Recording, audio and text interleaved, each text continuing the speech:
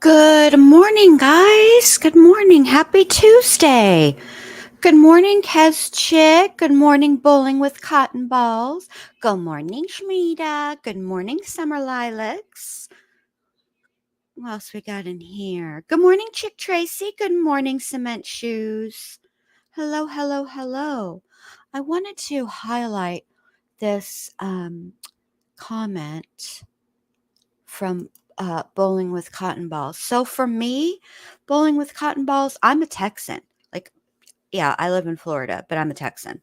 And I remember when this happened. And I think for me, I want justice for the girls. That's the biggest one for me. That's the biggest draw to this case for me. But the other draw to this case for me is the fact that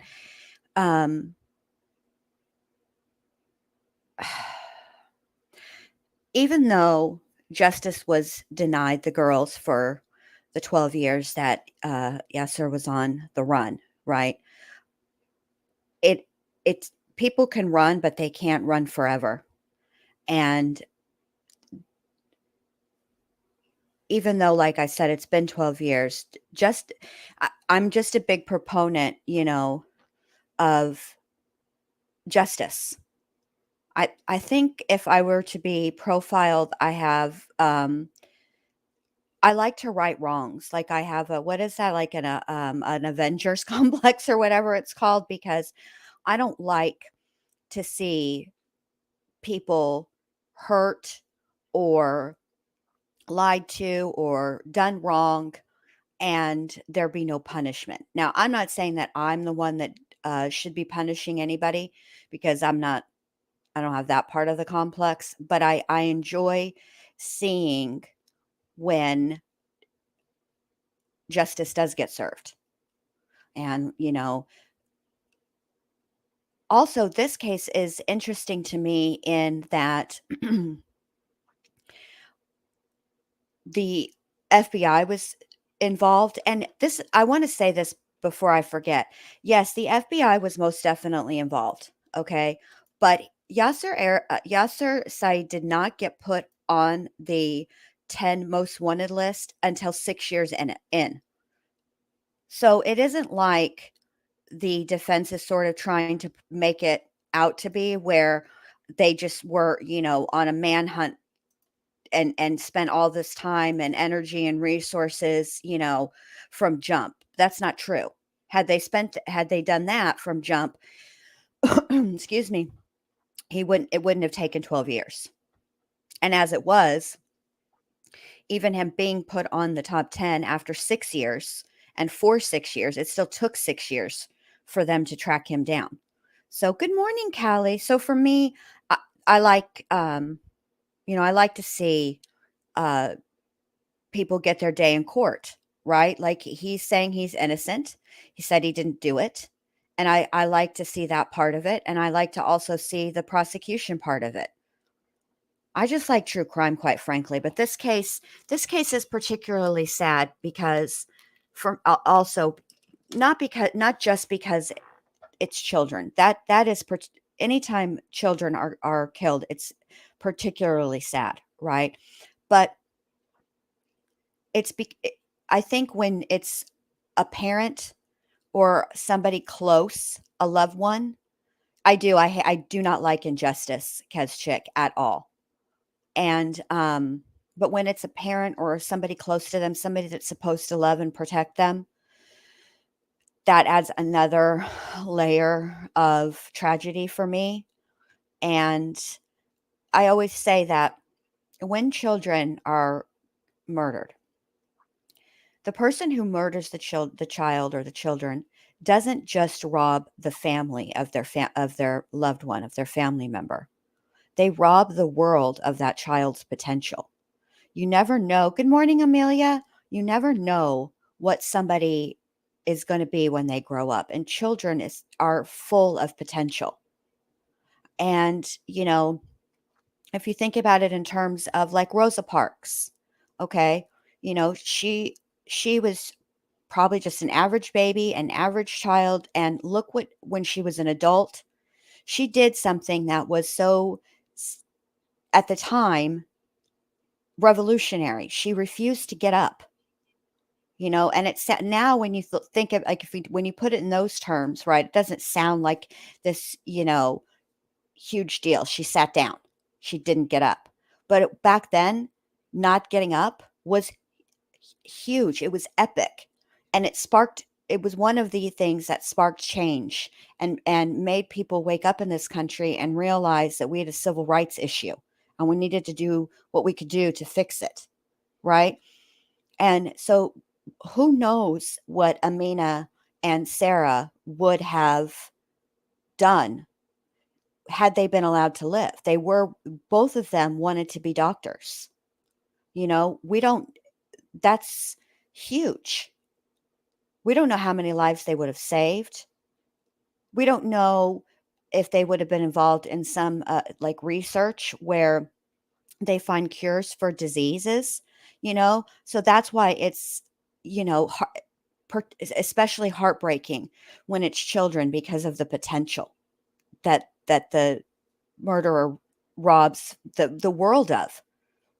So it's just it's just sad. So this morning, evidently, there's going to be jury instructions and closing arguments. Now, I don't know how they're going to do it. Like, I don't know. Some courts do half of the jury instructions, then they let the closing arguments occur on both sides, and then they do the other half of the jury instructions. But I don't know how this judge does it, how she runs her courtroom. Although I have to give it up to the judge. This I thought she did an excellent job being fair and keeping people in line. I would have liked to see her admonish um, Yasser and the translator more and require Yasser when he was answering to answer all the time into the microphone instead of them putting their heads together. It just is not a good look. And I cannot, for the life of me, I cannot remember the maintenance man from the apartment where Islam was renting an apartment, but I do definitely remember him and the translator. And first and foremost, um, the that gentleman did not need a note in front of him reminding him to answer in Spanish, and he and her answers were when she would do the translating, when she would translate for either the prosecution or the defense, she spoke into the microphone. And when he would answer, he spoke into the microphone. And then when she would translate his answer, she spoke into the microphone. And that didn't happen with Yasser and his translator. And I don't know what she was writing. But it wasn't a good look. And I felt like it should have been curtailed, and especially when there was a sidebar and they were having a conversation. That's problematic. It's not a good look, and it's not proper court etiquette, decorum. It's not how you behave. It is what it is. And I'm not faulting Yasser for wanting a translator. It's difficult when English is not your first language and you are in a high pressure situation. People tend to feel more comfortable speaking in their first language. And especially if you learned English as an adult. You know, for my dad, he learned Spanish and English pretty much at the same time. I mean, more Spanish than English. But when he was in school, he learned both. Like, he could read and write in Spanish. He doesn't just speak Spanish. And but he was a child when he learned English. So if he were in this situation, he would not ask for a translator because he's more comfortable in situations like this. He would be more comfortable speaking English than he would be speaking Spanish. But in fact, he speaks English so frequently that sometimes he forgets his Spanish. So that happens, and I don't fault him for wanting a translator. I fault the behavior that was allowed to occur between the translator and Yasser. I didn't, I will say this. Um, I do have to take some points away from the prosecutor when she was questioning him yesterday, because she said, "Oh, you speak English." Well, that was, I understand she wants justice for these girls and she feels very passionate about this case, and I get it. At the same time, though, he never said he when he answered her back, and it was a slick mouth comment. I'm not, and there's no denying that. But the fact of the matter is, he never said he didn't speak English. He just said he would feel more comfortable with the translator, and that's his right. Which is also interesting, given the fact that his reasoning for running was because he said he didn't think he would get a fair trial, which is, preposterous. In fact, I think that this judge and the prosecution has taken great care in making sure that Mr. Saeed's rights are acknowledged, even though he didn't honor his daughter's rights to live and be free. And it's unfortunate. It's sad. It's tragic. So, looks like they're coming in the courtroom now. Let's see what's happening. Still muted. So, exactly. Exactly. And I will say this, I would not be very surprised if at some point, um, well, it's not even going to be at some point. Relatively, it's going to be problematic for the court reporter, and they would, in order to have the transcription done correctly, they're going to have to analyze what was said.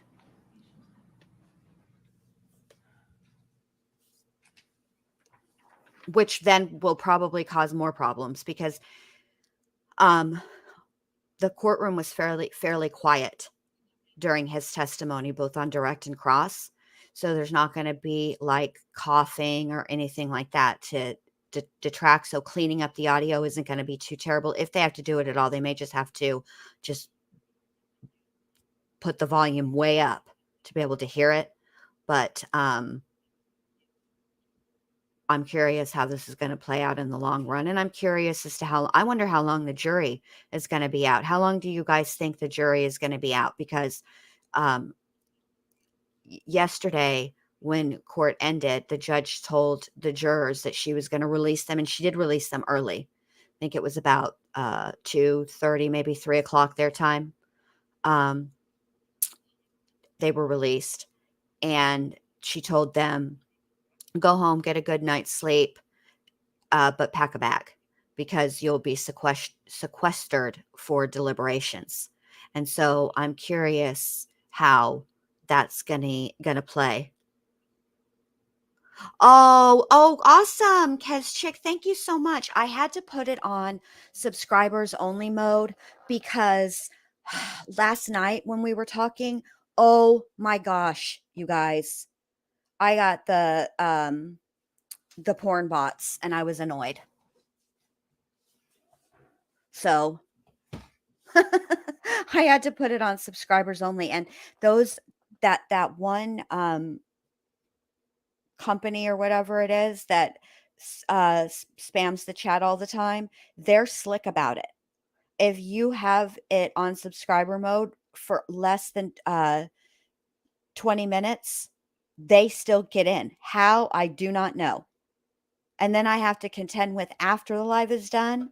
There's there's a different element that spams the chat or the comment section. So I'm forever having to delete and hide their comments. But I've been live for 17 minutes and 46 seconds, so little less than 3 minutes to go. I'm so sorry, Van. Chilling with Van. I'm so sorry. Thanks for being patient.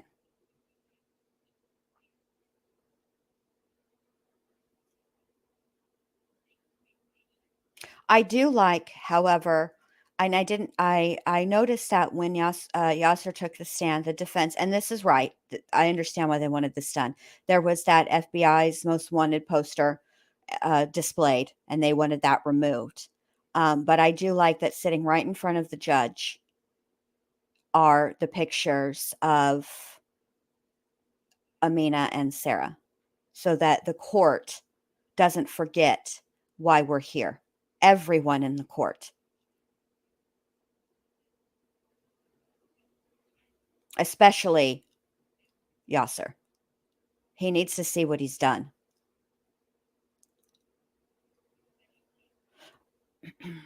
And I'm curious also about how the closing arguments are going to go from the prosecution side, because when she gave her opening statement was great, but it was very very factual, more facts, less emotion. You know what I mean? And usually the closing arguments are the impassioned ones. And I'm very curious how she's going to, what she's going to say in her closing argument. And I'm curious what the defense is going to say in their closing argument, because uh, put a 1 in the chat if you believed Yasser's story about where he was. Okay, first of all, that's just rude. About where his story from the stand. Put a 2 in the chat if you think it was poppycock. And for those who may not have seen him testify, essentially what Mr. Saeed said was that not when he left to take the girls to dinner, and he noticed that he was being followed, which is why he didn't go get dinner, which is interesting. He told his wife that they stopped for gas because he wasn't at a gas station. But anyway, and he drove the girls to like a cab stand and left them with the car, and he took off walking because he feared that they were being followed. That's what he said. Then he went to the Waffle House, and he said that he heard about an accident, but he didn't know what it was. And then he went to the house in Justin at some point because it was abandoned, although it was owned by his family relatives. What else did he said? He did say he loved his girls. That's pretty much it. That's pretty much it. Yeah, I feel like it was poppycock too. It made no sense. None.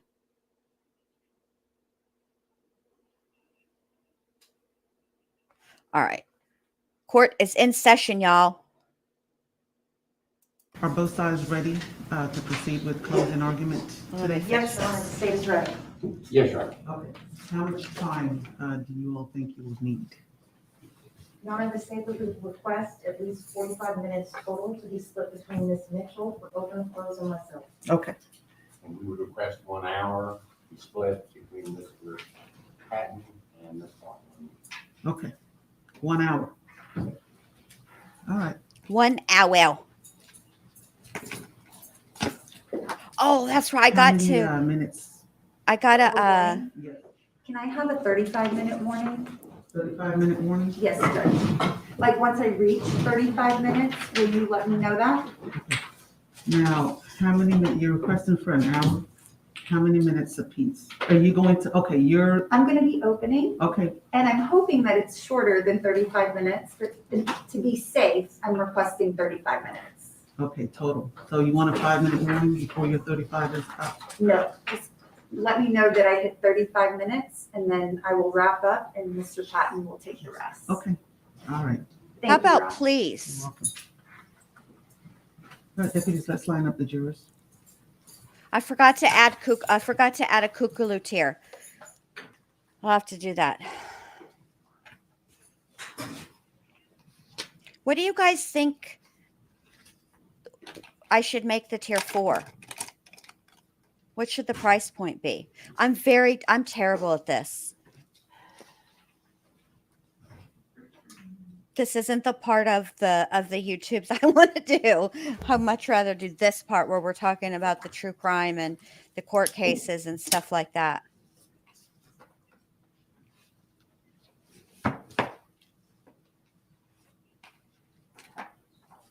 But I want to ask, I feel like I should ask you guys, because you guys are my my ward fam. 11 Shmeda. Shmeda, you got $11 billion. You finna join the kookaloos at 11 billion. Well, if the cheapest tier, hold on, I think is $1.99 that I have. And that's the whole. And then the 1100 one is $2.99, and then the 11 billion club is $4.99. $11 billion, Shmeda. Would you? I see your hand up, Shmeda, to give me $11 billion. I don't even know what I would do with $11 billion.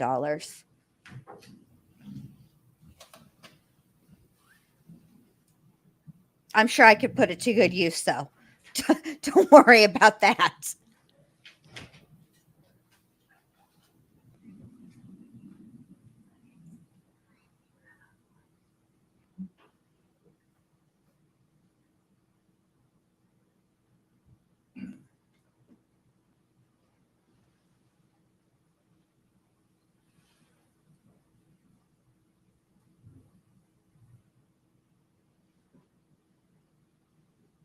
Standing, standing, standing, waiting, waiting, waiting, waiting, waiting, waiting.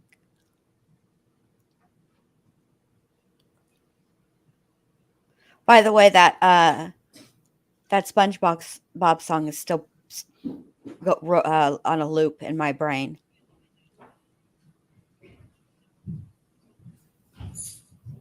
But not really SpongeBob's part.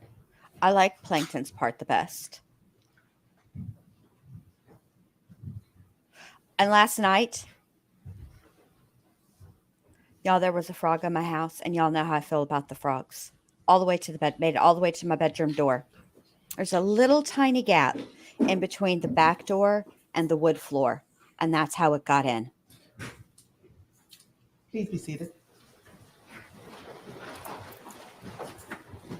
It was a whole thing. All right, we're on the record. Let the record reflect that the defendant is present with his attorneys, the state is present, and the jurors are present and seated. Good morning, ladies and gentlemen. Good morning. I hope you all had a restful night. Yes? Okay. Now, like I said yesterday, the state has rested. Cause check this. I think it's this. Oh gosh, this one frog just want to be my friend. And my charge, which will guide you with the law that you're supposed to use while you're deliberating. Okay, the laws that will guide you. And so I'm going to proceed to read that charge to you. We know what the charge is. I'm going to turn it down because I want to tell you guys the story. All right, so now the alternate jurors will my daughter screamed, "There's a frog in the house!" Mac had it cornered. While the 12 substantive jurors, I screamed for my oldest son.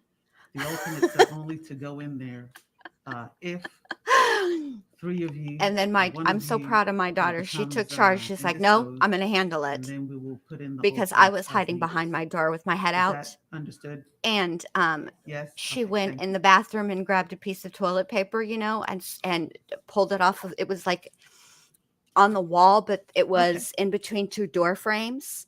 And so she pulled it off the wall, and she said it made like a. Oh, I can't make it. Hold on. The jury. Sound. Members of the jury. And then she put it outside, and then Yasser, she and I watched it for a while to make sure it was okay, because we didn't want to hurt him. Murder, alleged to have been committed on or about January 1st, 2008, in Dallas County, Texas. When it went from the floor to the wall, I wish y'all could have seen Mac jump. He jumped like straight up. The following instructions are the law applicable to this case. You are instructed that you may read these instructions as a whole. I wish I would have thought to record it. A person commits the offense of murder if the person intentionally or knowingly causes the death of an individual. A person commits the offense of capital murder if the person commits murder, as that term is herein defined, and the person murders more than one person during the same criminal transaction, or B, during different criminal transactions, but the murders are committed pursuant to the same scheme or course of conduct. Term definitions. Deadly weapon means a firearm or anything manifestly designed, made, or adapted for the purpose she of had the inflicting death or smuggest serious look bodily on her injury, face. She's or like, B, anything that in the manner of its it's use late. or intended use It's time for is bed, capable and this of is causing way death too much or serious activity. bodily injury. I was sleeping. You're rude. Firearm means any device designed, take it made, away. or adapted. Yeah, Alice has no to use for the expel a frogs. Mac likes projectile to lick them, though. through a barrel by using He's a the big energy weirdo. generated by an explosion or burning substance, or any device readily convertible to that. I wonder what people who don't have animals in their homes, what their life must be like. Person I can't means an imagine it. individual.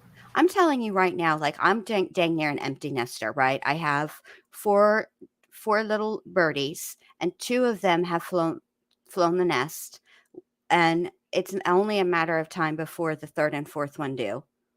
And I would be so bored and so lonely if I didn't have my animals. my life would be so with empty. respect to a result of his All right. conduct. I'm really on a when good it is his soapbox today. I conscious better get down objective before or I hurt my desire back. to cause the result.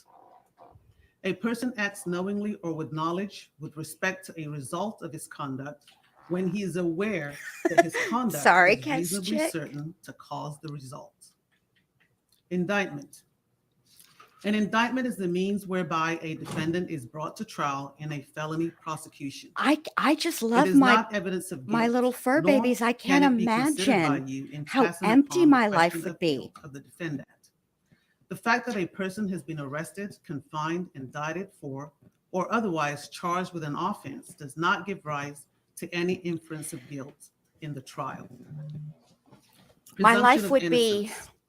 All less. persons I don't are know. presumed to be innocent, and no person may be convicted I mean, of they an drive me offense nuts. Don't get me unless wrong. each element of the offense is proved beyond a reasonable doubt. Alice The fact that creates the a defendant hostile has work been environment. arrested, I'm not going to lie. confined, She has some real high expectations, and she's not indicted, really or good at otherwise the charged compliment with the offense sandwich. gives rise to So no inference of guilt at his trial.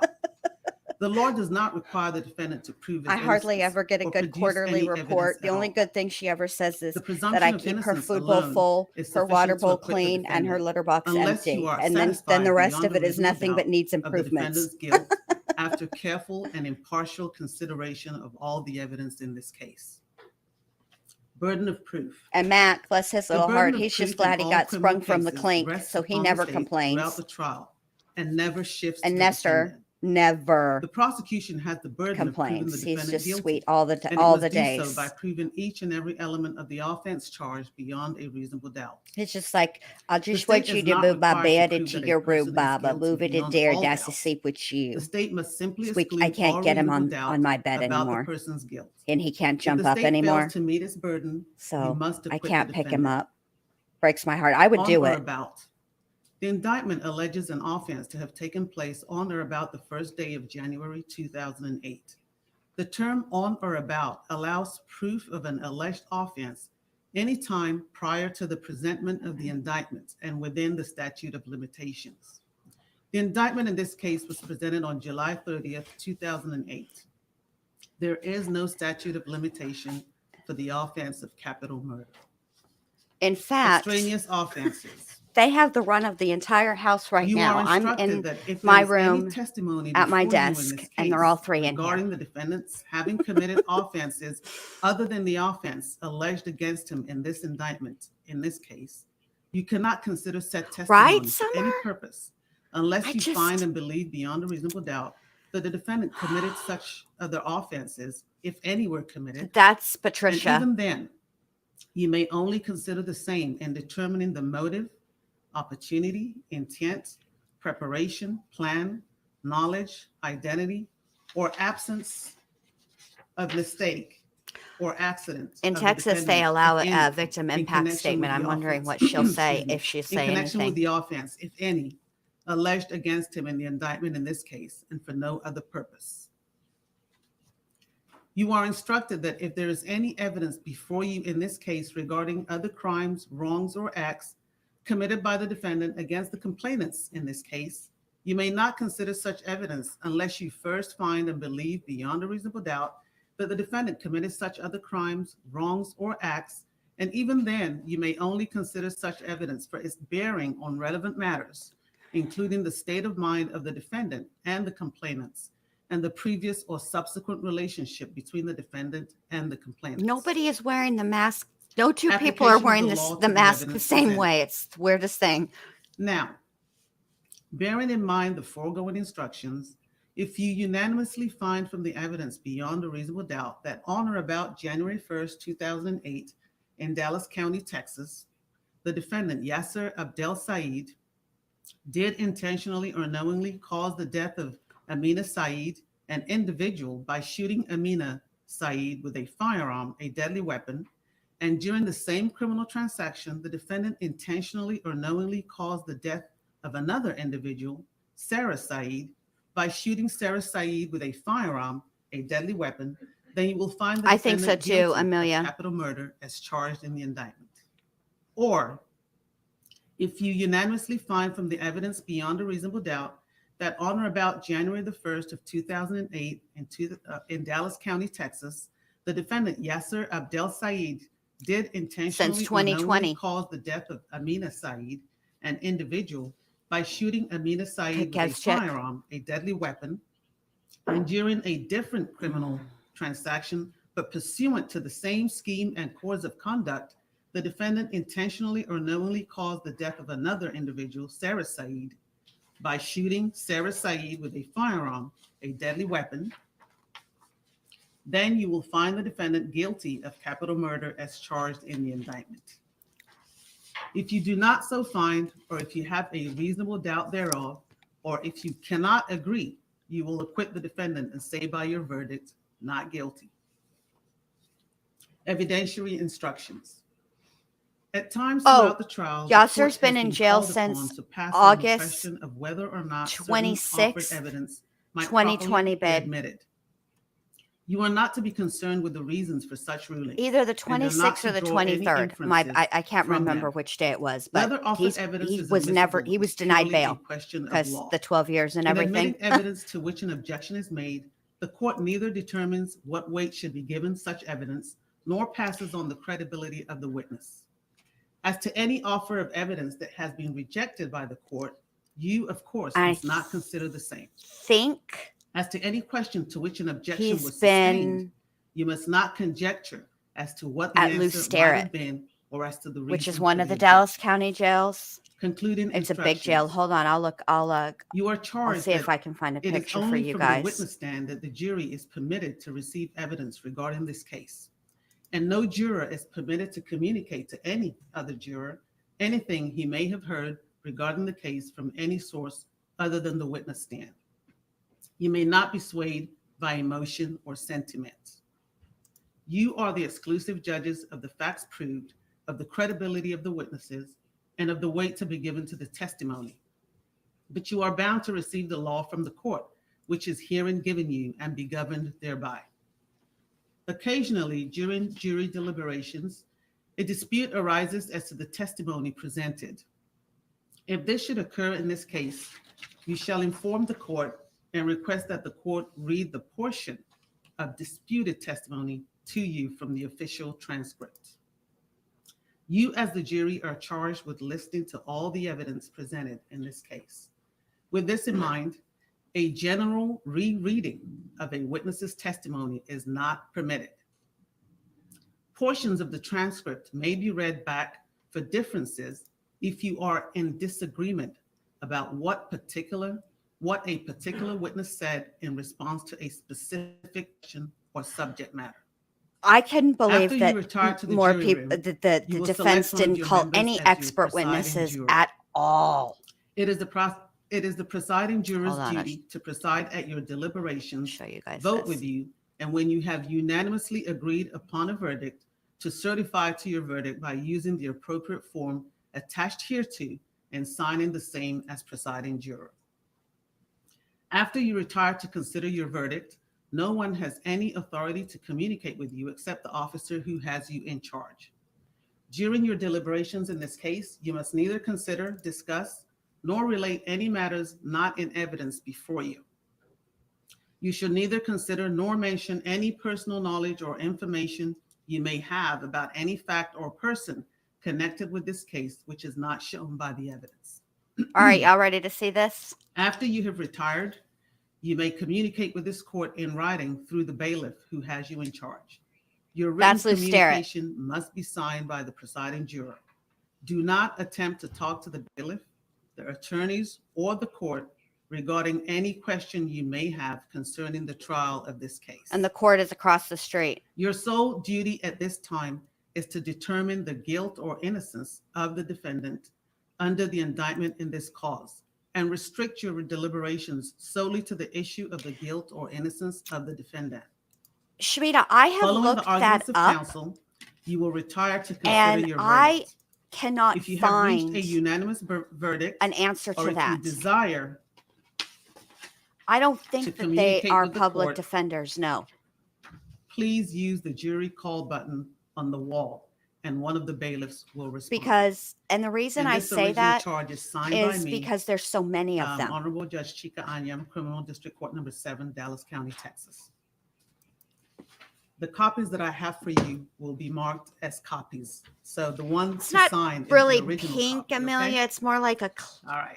Now the It's not a verdict very good forms picture are of it. It's attached been to a the long back, time since I've been to verdict downtown form, Dallas. It's sort of and it that's reads thus. it's more of We, the a jury, unanimously I think find that's the just the defendant, hue Yasser that was Saeed, put on the not guilty. filter, because it's not really pink. It's more Signed like by the a presiding juror, printed brown. name of the presiding juror. But it's a Or, huge place. We, the jury, unanimously find the defendant, Yasser Like they have Saeed, North Tower. guilty of the offense of capital murder as charged in the indictment. Signed by the presiding juror, printed name of the presiding juror. And I will hand these to the bailiff for you. Are both sides ready? Yeah, terracotta. There you go. State? Okay. Because chick. State But may it's more proceed. brown than terracotta. But it's a huge place. Co-counsel. Yasser Saeed intentionally and knowingly caused the death All right, I'm of be Nina quiet now. Saeed and Sarah Saeed by shooting with the firearm, a deadly weapon, in the same criminal transaction. That is the charge. It is simple, as is this case. Amina and Sarah Saeed returned home after running away from him. After planning, packing, waiting for him to go to work, getting money, getting a car, having friends, getting a lease, they ran away from him. They lied to their brother to get away from Yasser Saeed. And when they returned home, Amina most certainly unwillingly, she came home that day unwillingly. Yasser Saeed puts them in his borrowed orange cab to go to Denny's or to talk to them. He is the last one to be seen with these girls, and they are found in a cab stand at the Omni Mandalay. Irving police, with dispatch and boots on the ground, worked tirelessly to figure out who this distressed victim was, Sarah Saeed. Officer Bracey went all over Las Colinas, trying to find this distressed victim or any suspect or what was going on. They had very little information. And with very little or anything to go on, they get the call that the borrowed orange cab has two people down, Amina and Sarah Saeed, slumped over, dead in that cab. And he is nowhere to be found. And with little or no information, certainly not from him, they figure out who the driver was of the cab, because that makes sense. That is what they are supposed to do. Who was driving this car with these girls in it in this very tight time frame that they figure out? And they figure out who was driving that cab, and they figure out, again, he is nowhere to be found, their father. And then Irving PD talks to Patricia, the wife, friends, family, teachers, and they figure out what was going on in this home. Irving PD never got this wrong.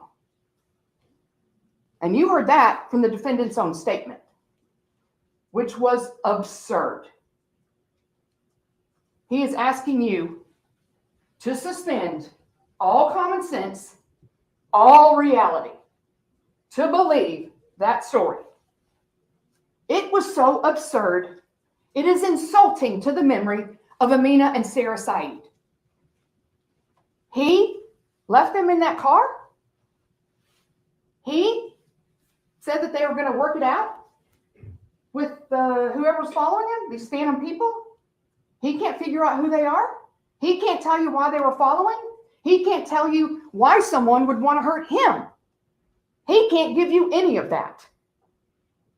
He leaves the very girls in the car that he has controlled. That's flipping the burden. It is not his responsibility to prove his innocence. It is their responsibility to prove his guilt beyond a reasonable doubt. And putting to this jury in closing arguments that he has any obligation to prove anything to them is flipping that burden. It is a reversible error. The jury will remember that the burden rests on the state throughout the trial, Ladies and gentlemen, beyond a reasonable doubt. Rests on the state throughout the trial, never shifts to the defendant. Thank you. ladies and gentlemen, he wouldn't even let these girls go to a movie. He wouldn't let them date. But he's going to walk out of this cab, walk away from it with two boys he doesn't know or two people and let them sort it out. He's going to leave a gun in that car. He's going to leave a phone in that car. Does that seem reasonable? It is absolutely not reasonable. He went to Waffle House to hang out. He had no plan. He didn't know when he was going to see those girls again. He finds out and he calls it an accident. He vanishes for 12 years. He, Yasser Saeed, doesn't go to their funeral. He had no plan because that's not what happened. It is not logical. It doesn't make any sense. It is absurd. Ladies and gentlemen, it is tragic that Amina and Sarah Saeed felt they had to run away. And it is tragic that there wasn't any other options for them. And it is tragic that this man loomed over their lives in what I would loosely call a home, that they even had to make any of these decisions. All of that is tragic. But the most important witnesses who were not here are Amina and Sarah Saeed, because they told you. They reached out and they told friends and family and teachers what was going on. And they told you. Amina Saeed told you what would happen, that he will kill us. And Sarah Saeed, in her 911 call, in her last dying breaths, told you that it did happen. And by whom? Their father, Yasser Saeed. Yasser Saeed needs to be held accountable for the deaths, for the murder, for the slaughter of these girls. We are asking for a guilty verdict on capital murder. It's the second line on this back page. Yasser Saeed is guilty. There is no other verdict. Thank you. Thank you, Your Honor. I do have a PowerPoint presentation. So Mr. Patton's going to set that up. Thank you. Thank you, ladies and gentlemen. My name is Bahram Yus. You didn't get to hear from me too much this trial, but I've been looking forward to speaking to you today. On behalf of Mr. Saeed and the rest of the defense team, I thank you for your time, attention, patience, taking your lives away and putting them on pause to hear this very important case. I feel very passionate about this case, so that's why I have a PowerPoint and that's why I have my notes. I don't want to not miss any of the important points. And unfortunately, as the defense, we have a lot of things to go over that were not presented to you, ladies and gentlemen, okay?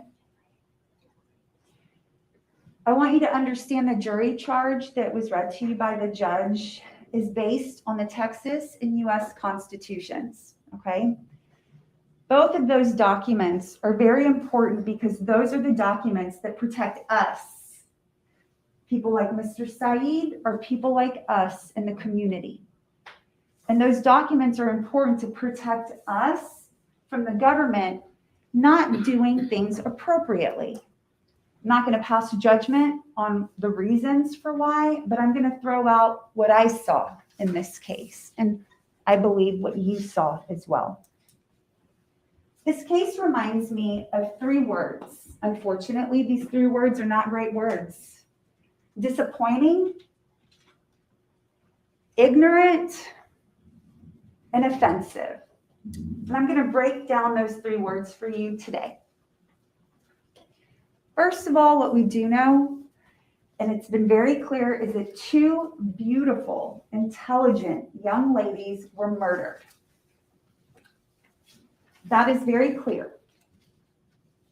It was very clear by all the witnesses that those young ladies were murdered in an unknown location. Okay? It's very clear that those ladies were moved from that unknown location to the Omni Mandalay Hotel to the cab stand.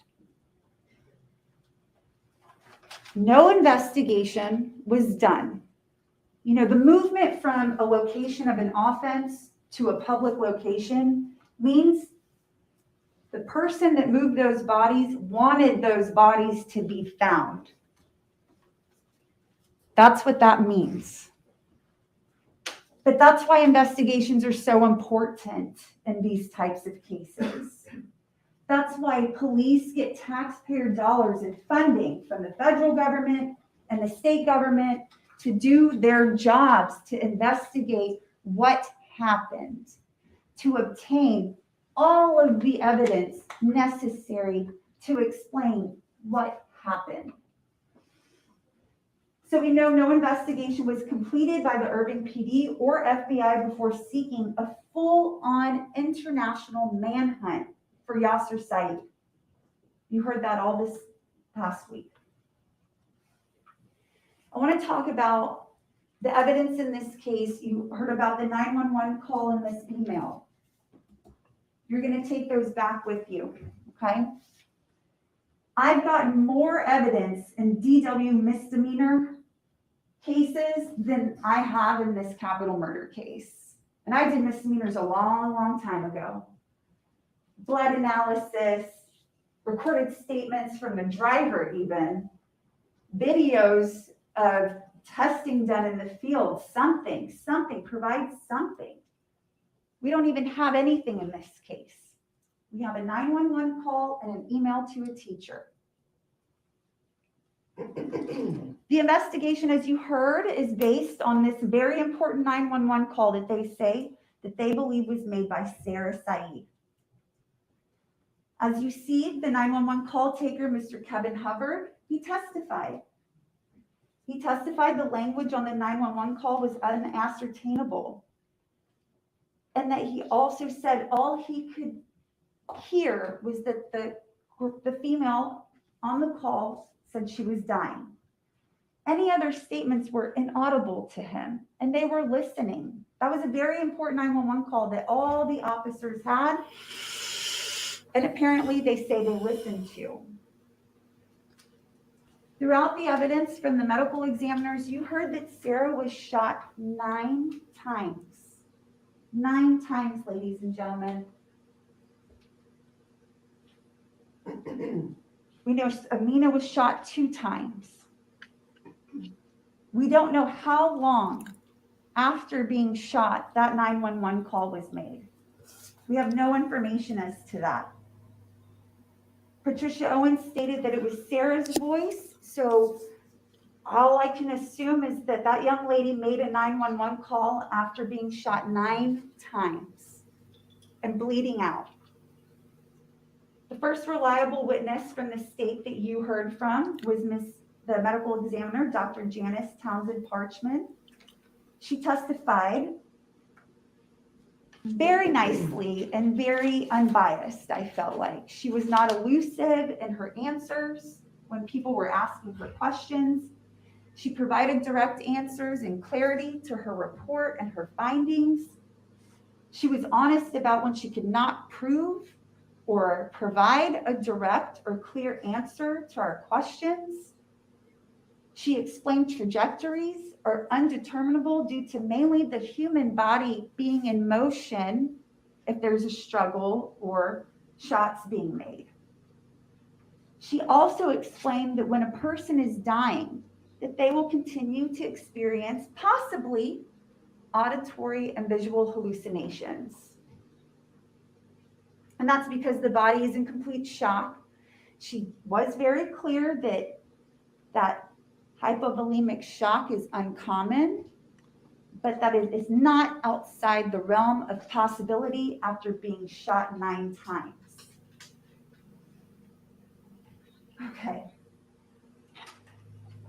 Next, let's talk about the no investigation being completed. I have the list there. I mean, no DNA taken or tested, ladies and gentlemen. No fingerprints, not from outside the vehicle, not from the inside of the taxi, not even from the magazine found inside of the taxi that you heard these officers saying that they believe was used in the actual offense. We have no ballistics testing, no ballistics done to even determine whether one or more weapons were used. I submit to you, ladies and gentlemen of the jury, I mean, this is very, very important in a double homicide. Double homicide. This is investigation 101. I mean, you can go on and Google the national standards for investigators, and they can do that themselves in the field on their police provided cell phones. Nobody did that. We have to understand, is this a father who murdered his children? Is this a robbery that happened in a taxi? Let's not play that robberies don't happen to taxi drivers. That's a common occurrence. That's why you heard Yasser say sometimes when he would work nights, he would take a gun with him for protection. And any taxi driver can talk to you about that. You heard from 2 of them.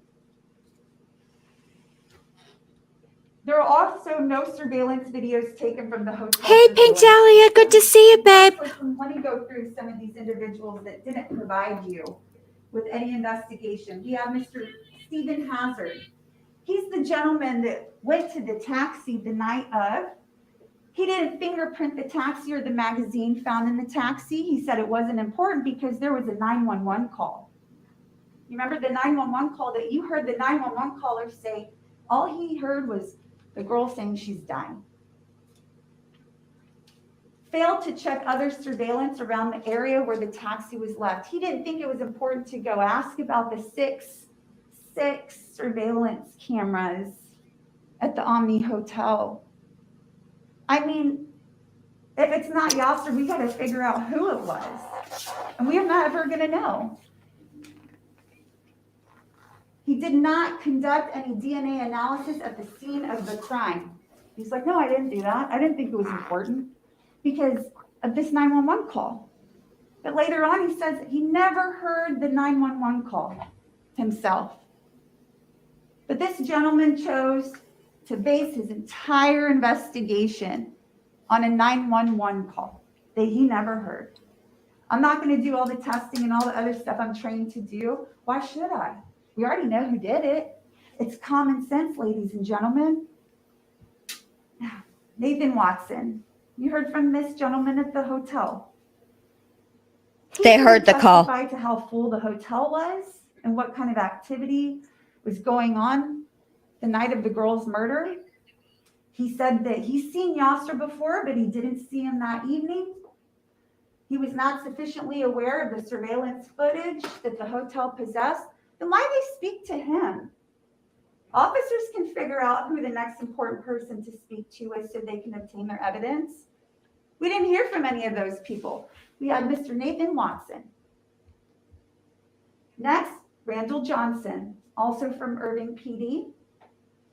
And I'm gonna pause here. I'm getting a little ahead of myself, ladies and gentlemen. Thank you.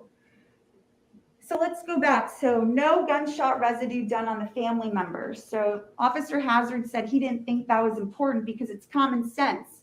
I put the poles in these holes and I figure out the trajectory.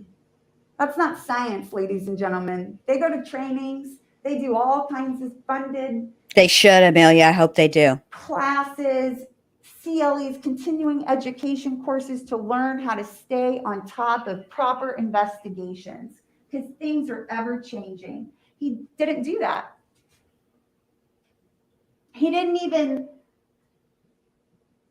Actually, nobody thought it was important to even get gunshot residue from any of the individuals involved anywhere in this, like from the beginning to the end of this case. Nobody thought to get gunshot residue from Patricia, from the two boyfriends that were heavily involved in everything that led up allegedly to this situation.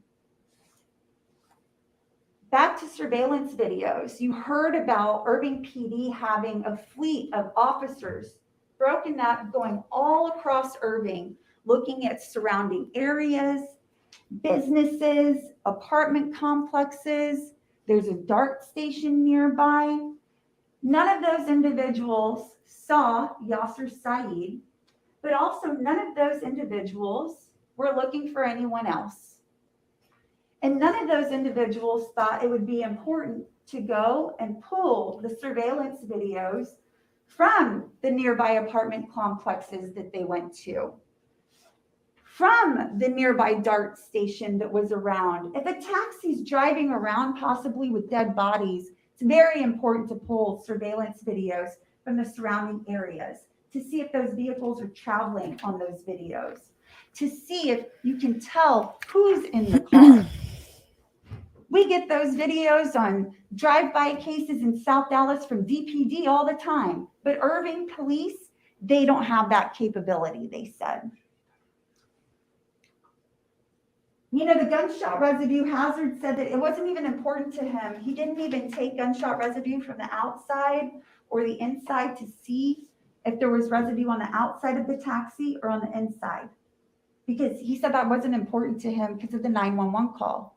Well, that's very important to understand. Were these ladies shot outside of the taxi? Were they shot inside of the taxi? If you don't know the location of the shooting, all of these things, all of these pieces of evidence that you should try and collect are very, very important in a Dumbo homicide where bodies have been moved. Now we go into the no written or recorded. Wait a minute. statements. Hold on a minute, ma'am. I'm going to have to push pause. How was the Irving Police Department to know that, as you put it, that bodies were moved? Yasser fled and didn't tell anybody anything for 12 years. So why would the Irving Police Department think that where the bodies, where the cab and the girls were, was not where they originally started? That makes no damn ass sense. You want the jury to believe that the bodies were moved because Yasser got on the stand yesterday and told some poppycock cockamamie bullshit ass story? I don't think so. Okay, but let's keep going. All Sorry. right. It's very important to me that officers get written and recorded statements from witnesses involved in cases, and it should be to you too, especially when we're talking about capital murder and two young ladies being. Also, let me also just say this one thing. I'm sorry, I have to interrupt. So if I don't say it, I'll forget it. Bowling with cotton balls made me think of this. How scared of police was he? When the girls ran away with their mother, he called the police. So on the night that he's been followed and potentially in danger, he doesn't call the police? Okay. Being dead. It's a big deal. We have no written or recorded statements from anybody interviewed by Irving Police Department and their team of Thank you, detectives. Kez. The drama all stemmed from a plan that teenagers and Patricia Owens devised, okay? Nobody thought it would be important for those individuals to write down their version of these events. They talked to them about moving from Dallas, from Louisville, to going to Kansas, going to Oklahoma, and then all of a sudden coming back to Dallas. Object to the slide. There's several on here, words on here that are a complete misstatement of the facts. Your Honor, The second line and the fourth line. no, I'm going to break down exactly the facts that were presented. As is presented in words in black and white on this, it is a misstatement of the evidence and the testimony. All right. The jury will recall the testimony and the evidence. Thank you, Your Honor. So, this is a major issue for this investigation, especially because the alibi witness for a possible suspect has changed. And so the whole story regarding Edgar Ruiz and Eric Panamino has completely changed. Edgar Ruiz's whole story has changed 2 weeks ago before we started this trial. For 14 years, the Irving Police Department's version of events is up there. And Detective Hennig and Shingle testified to this information, or Hennig, I'm sorry. For 14 years, the Irving Police version of events was that Edgar and Eric came into the police station the night of January 1st of 2008 when the bodies were found.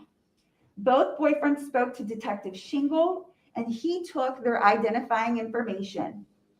Edgar stated that Amina left his house with Patricia. Edgar explained that he and Eric were sitting at an intersection in Louisville and they saw the girls and Yasser in a taxi together. They decided to follow the taxi. Edgar had said that Eric called Sarah asking if they were okay, and then they hung up the phone. Edgar stated that they took the exit to 635 to head back to Louisville, and that the taxi looked like it was taking the 114 exit. Edgar had explained to Detective Shingle that they did not know anything had happened that night to the girls, and they were just checking on them to see if they were okay. And it was very, very clear by all the officers in Irving PD that were involved in this case that they did not take any written or recorded statements from these two gentlemen that night. I'm going to stop you right there.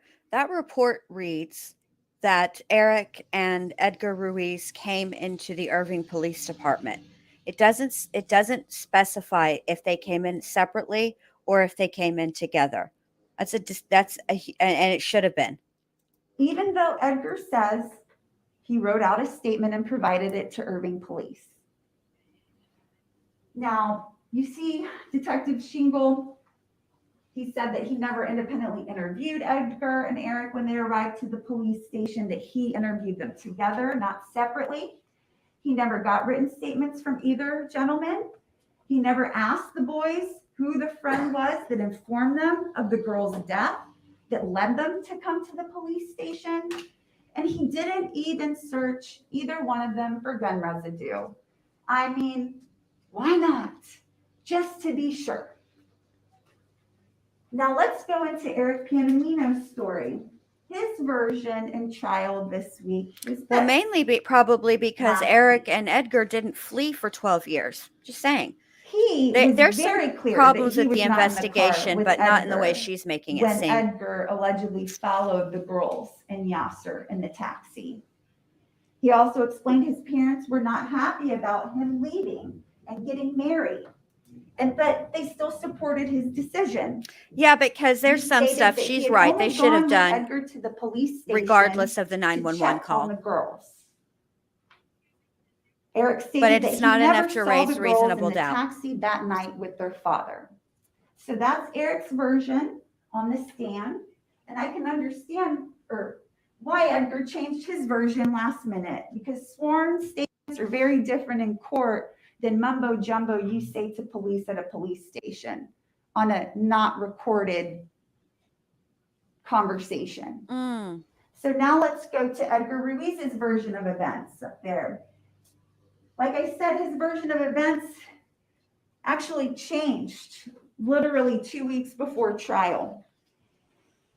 He explains that he and his father were the ones in the vehicle following the taxi that evening. And he and his father were the ones who went to the police station together.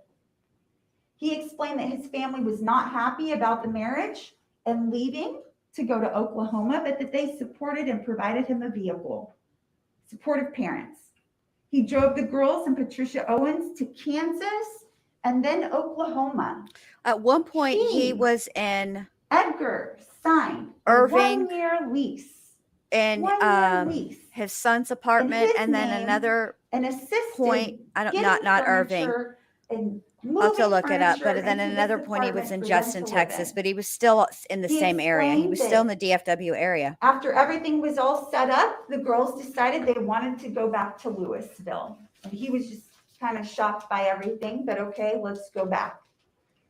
He explained that Amina was forcefully taken by Patricia to go back home.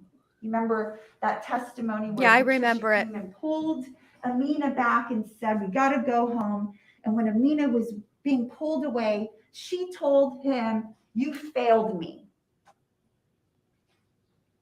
After this whole dramatic exchange, he says he was driving with his father to go bail out a family member in Richardson jail, and that his father, who had never seen Yasser, had spotted the taxi with the girls and Yasser driving. He didn't need to see They Yasser. He followed knew them what the to make girls sure they looked were like. Safe, is Stop what he it. said. And he called Sarah and she said hello a number of times and hung up on him. And he felt that that was a sign of safety. So he and his father decided to just part ways and go off to Richardson jail to go bail out the family member instead of following the love of his life to make sure that she was okay. That's his version of Her events father, now. her own father, abandoned So her. his alibi witness Oh my changed on the gosh. eve of trial. After speaking to the prosecutors, we got that information and found out his father now lives in Mexico. His only alibi witness we have now lives in Mexico, is unavailable to come to America for this case. Okay? I find that very interesting. And Do I you? think that it was interesting from the very, very, very beginning of this whole incident. Hmm. And I think it's a failure of the system that none of the officers thought to investigate that further, just to be sure that they have all the evidence and information that they need. Now, we talked about no phone records from any other possible family members or individuals involved in the circumstances that the state is basing this whole case on. You heard from Mr. Causey. He said he never performed a phone dump on any Patricia, Edgar, Eric, or Victor. That's Victor's, the father of Edgar Ruiz. We found out his name is Victor. So no phone dumps were done for any of these individuals. And I submit That's to you, if interesting, though. Irving had done their interviews and investigations properly, that we would have at least maybe heard about Victor. Maybe that would have raised flags to maybe we should get all these other phone records. Oh, to I think if they'd have confirm done what a people are phone dump, telling us.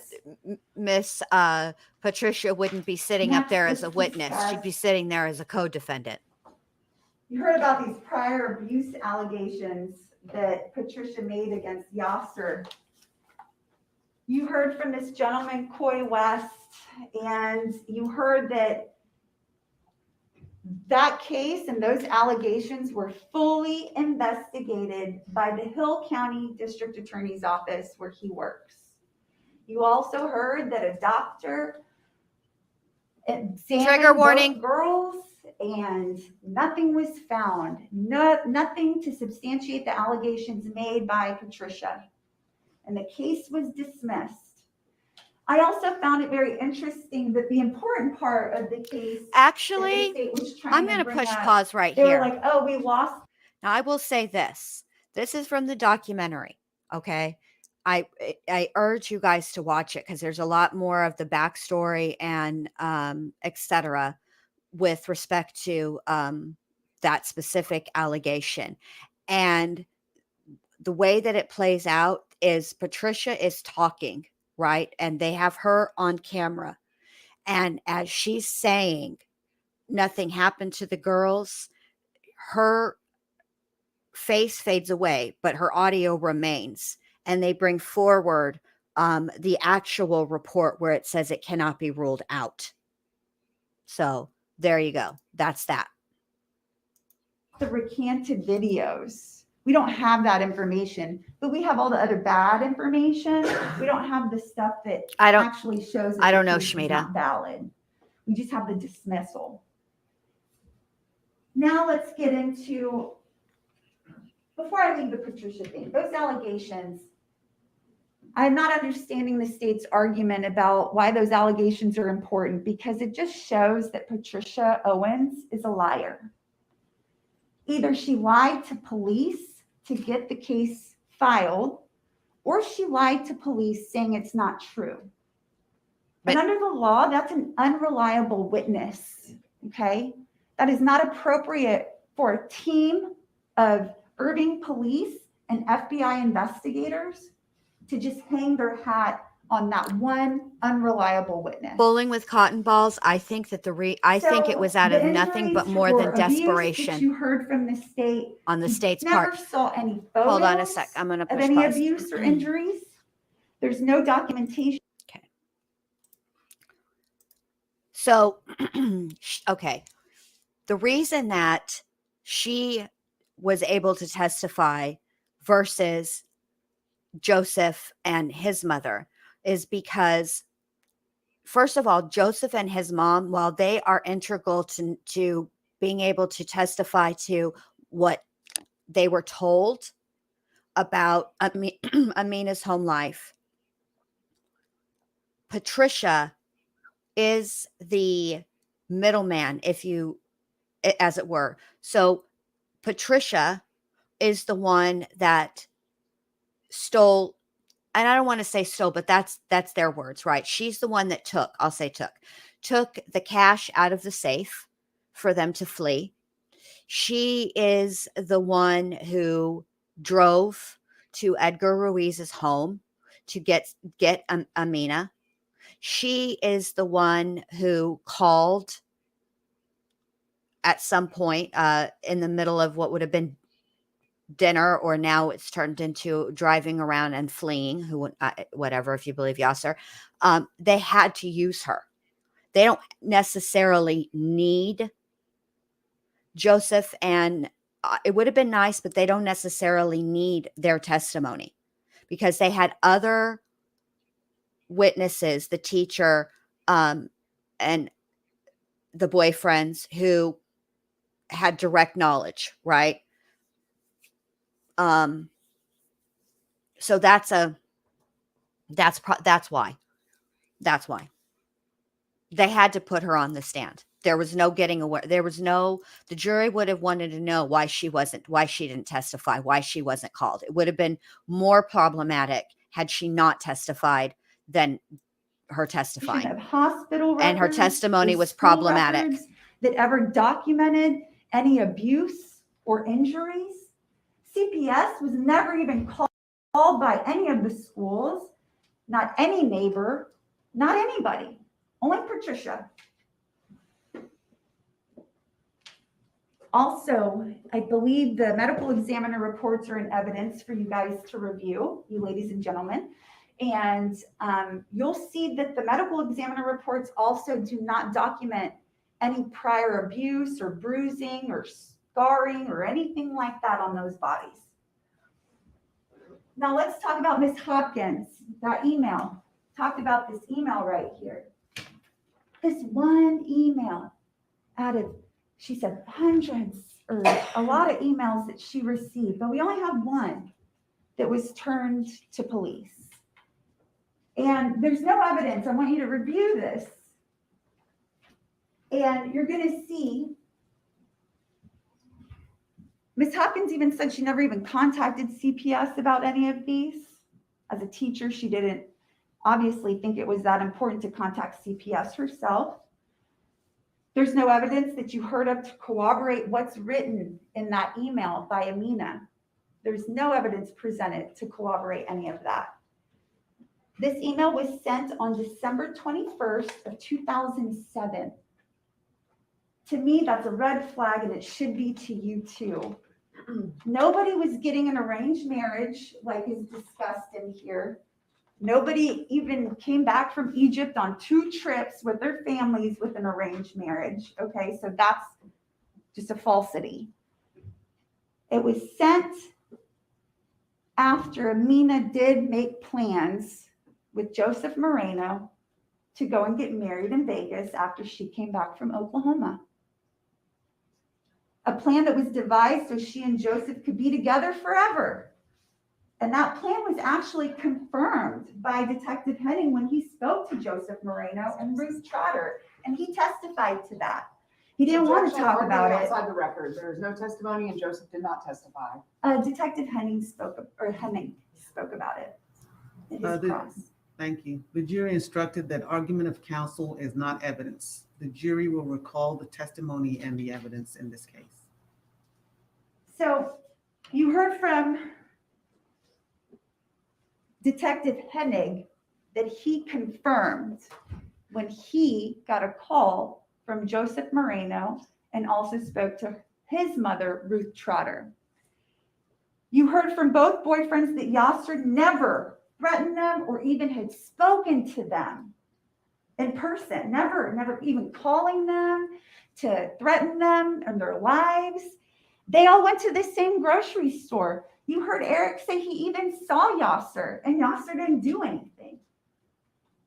Well, if you have such disdain for these boyfriends, I don't see how such a dangerous and abusive man wouldn't go and even say one profane word to them. Nothing.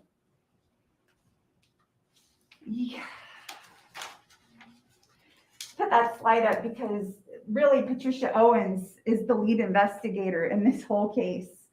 And that makes me just sick to my stomach when I think about it, because how much money, how much time, how many cases that have been done inappropriately by Irving police. It just breaks my heart, but let me continue. Her statements were the only ones believed by Irving Police Department. Her son Islam was interviewed the same night that she spoke to police. And he was very clear that his father would never do such a thing. And he was very clear in his concern about the relationship that the girls had with the boyfriends and kind of the drama that ensued because of Patricia stirring the pot. But Irving police, they dismissed what Islam said, okay? They actually dismissed everything any member of the Saeed family ever said. Extended family was spoken to. They raised their interest about the concern of the boyfriend situation, but nobody thought that was important, just to investigate, to make sure.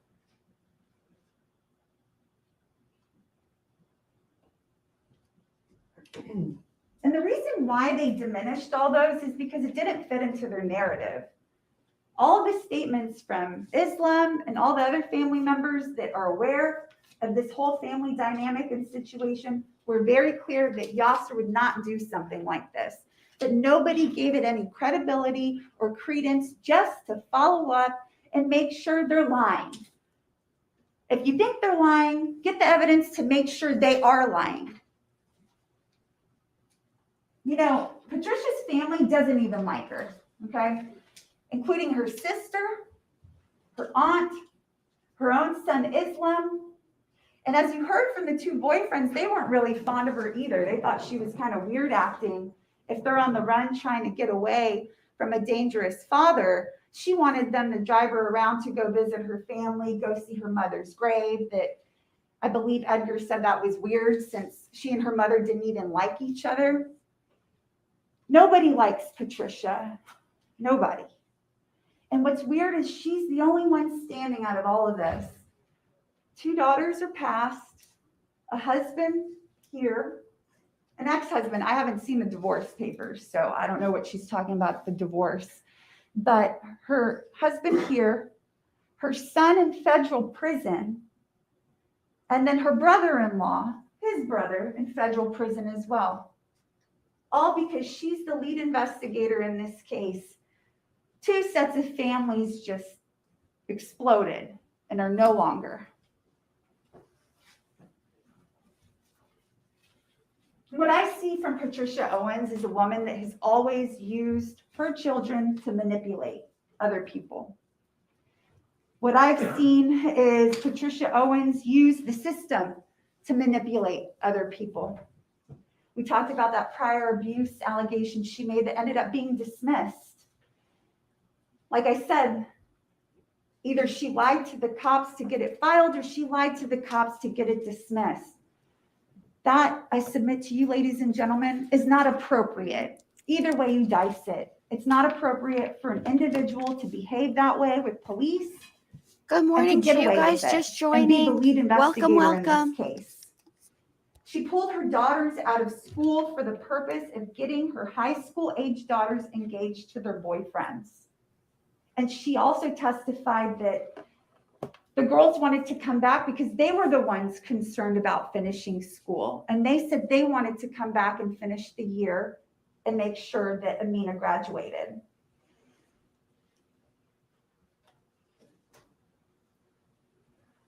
She also called herself a breadwinner. That really bothers me. I really don't like. Thank you, Judge. She calls herself the breadwinner after stealing $5,000 cash from Yasser, but in the same breath, she said she never worked. She said she never worked, but I'm the breadwinner, and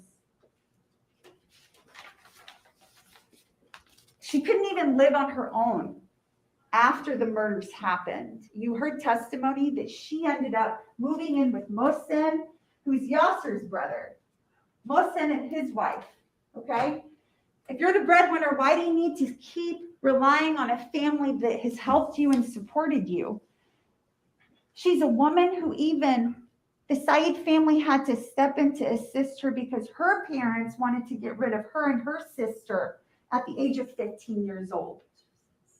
Oh, The damn. Saeed family is the one that stepped in to assist and have always been there to help Patricia through her misgivings and miscomings. They've always taken her back. Even after all this, they help give her a place to live and a car to drive. This lady was the lead detective, and she provided all the evidence to Detective Henning and all those people. What I find is unbelievable is that this case is also based on ignorance. It's based on prejudice and ignorance. It's ignorant to think that a father who just wanted his daughters to be educated and provide for themselves is an abuser because he wouldn't let his daughters go to the mall and hang out with boys, or go get ice cream with boys, or go spend the night over at a friend's house. He's called an abuser for being concerned about their safety when his daughters were not home late at night. Called an abuser for disciplining his daughters and his son equally by taking away their phones and vehicle when they were not focusing on school. He did that equal to Islam and the girls. These girls in Islam never went without. They had nice clothes, they had vehicles, they had support. And this is not abuse, ladies and gentlemen. This is called discipline. And everybody has a preference in how they discipline their kids. Just like they have a preference in what kind of food they eat, what kind of people they date, what religion they want to practice. This is all people's preferences. It doesn't make somebody a murderer. Discipline does not mean you murdered your children. Your culture does not mean you murdered your children. Your skin color or nationality, or if you come from Europe or wherever you come from, does not mean that you killed your children. Ms. Muse, your time is up. Ladies and gentlemen, I just want to let you guys know that you heard from these people, Mr. Tafal, who said that it's common for subtaxis or subleasing of taxis. That's a common practice. You heard that Mr. El Hassan said GPS systems turn off by themselves when they're full. You also heard both these gentlemen say they never had a problem with Yasser Saeed. Nobody had a problem with Yasser Saeed except for Patricia Owens. Objection, Your Honor, this photo is not in evidence. Objection also to her continuing after her time. Sustained. Ladies and gentlemen, the only decision that you can make in this case is basically a not guilty, because it's you that holds up this Constitution and you that tells Dallas County, the FBI, and the Irving police to do proper investigations before they waste millions of dollars of taxpayers' time, dollars. Objection, And Your Honor, everything. again. Thank you, Your Honor. Counsel? There's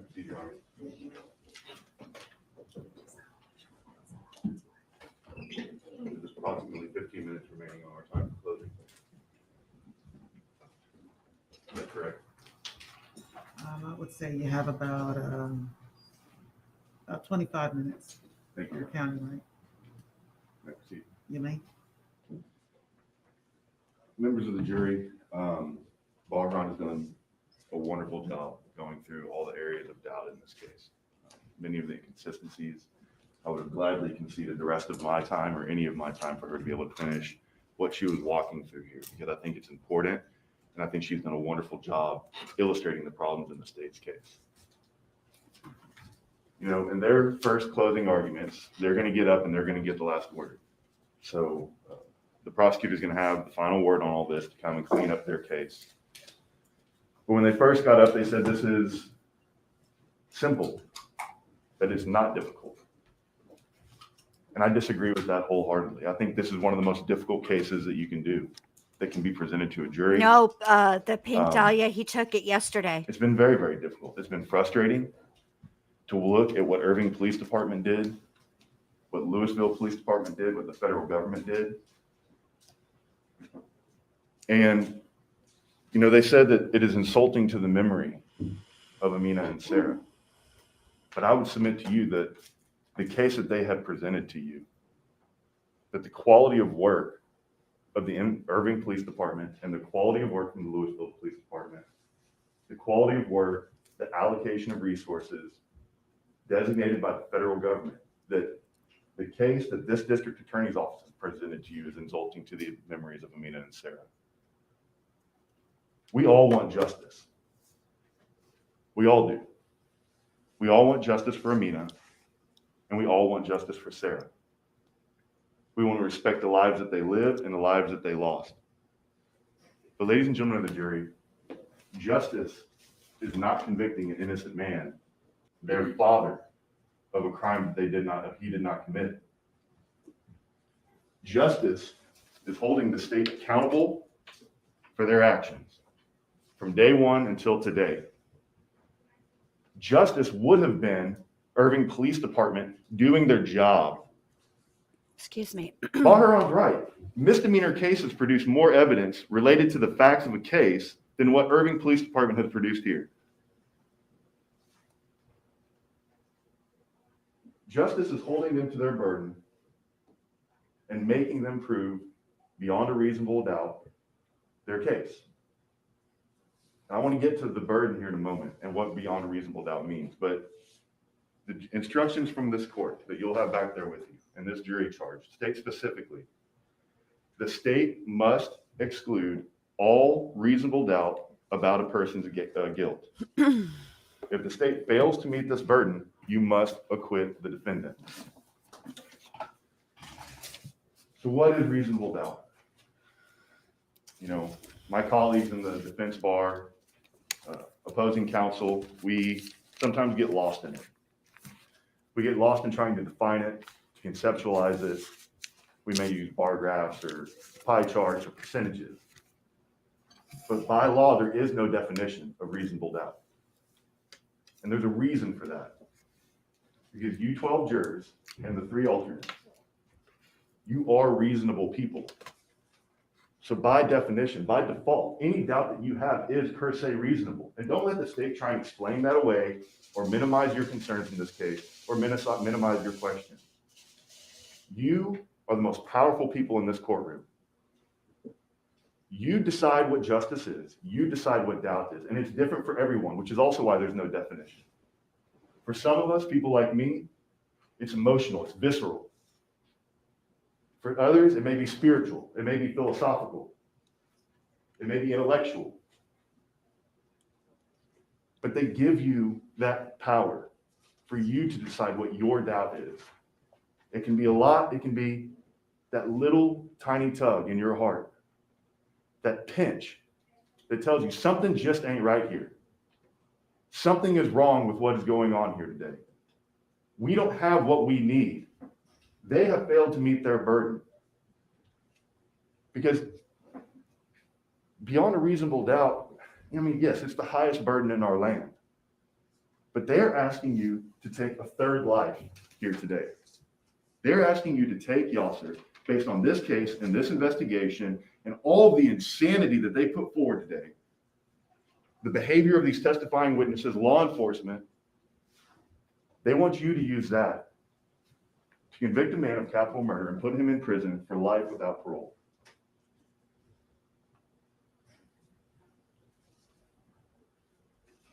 I think the other important thing about beyond a reasonable doubt and the burden that has not yet been touched upon, doubt in this setting, in this courtroom, it is not a passive concept. We do not wait for doubt to find us.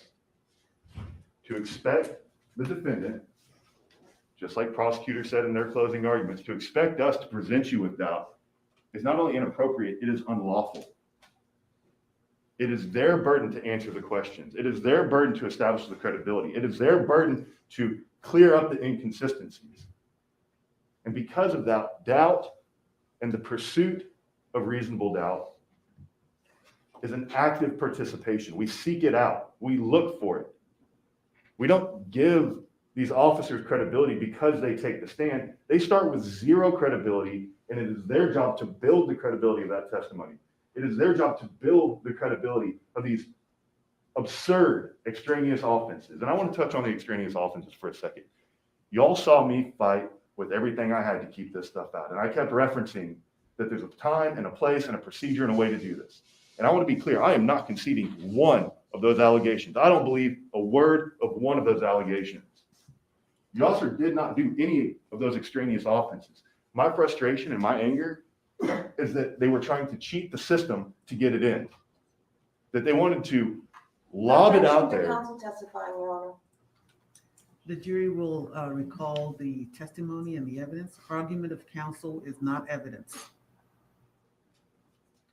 By their own arguments. They said, we don't want to get into the details of it. We just want to mention it.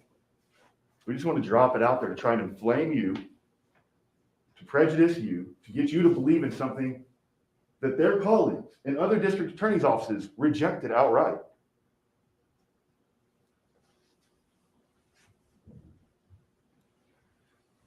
Now, again, Bhagwan has done a masterful job going back through all of this case. I'm not going to go back through all of it, but there's a couple things I wanted to add it to. On the 911 call that they've made such a big deal about. It's interesting that they use hearsay statements from Patricia through a different testifying officer to identify the caller as Sarah. Right? That's how they were able to get that in. They didn't ask Patricia outright while she testified about the call. Not who made the call. That was something they tried to clean up later on. But they did ask her what it said. And she testified. Not that it says, my dad. She used an entirely different word. Bubba. Which in her mind meant some Arabic translation or slang forefather. But the critical piece of information here is she heard an entirely different word than every law enforcement officer who got up there and testified. So you have Patricia, the mother of the child who has been murdered, who refuses to adhere to their narrative. The closed captioning that they put up on their 911 call that one of their interns probably typed on there.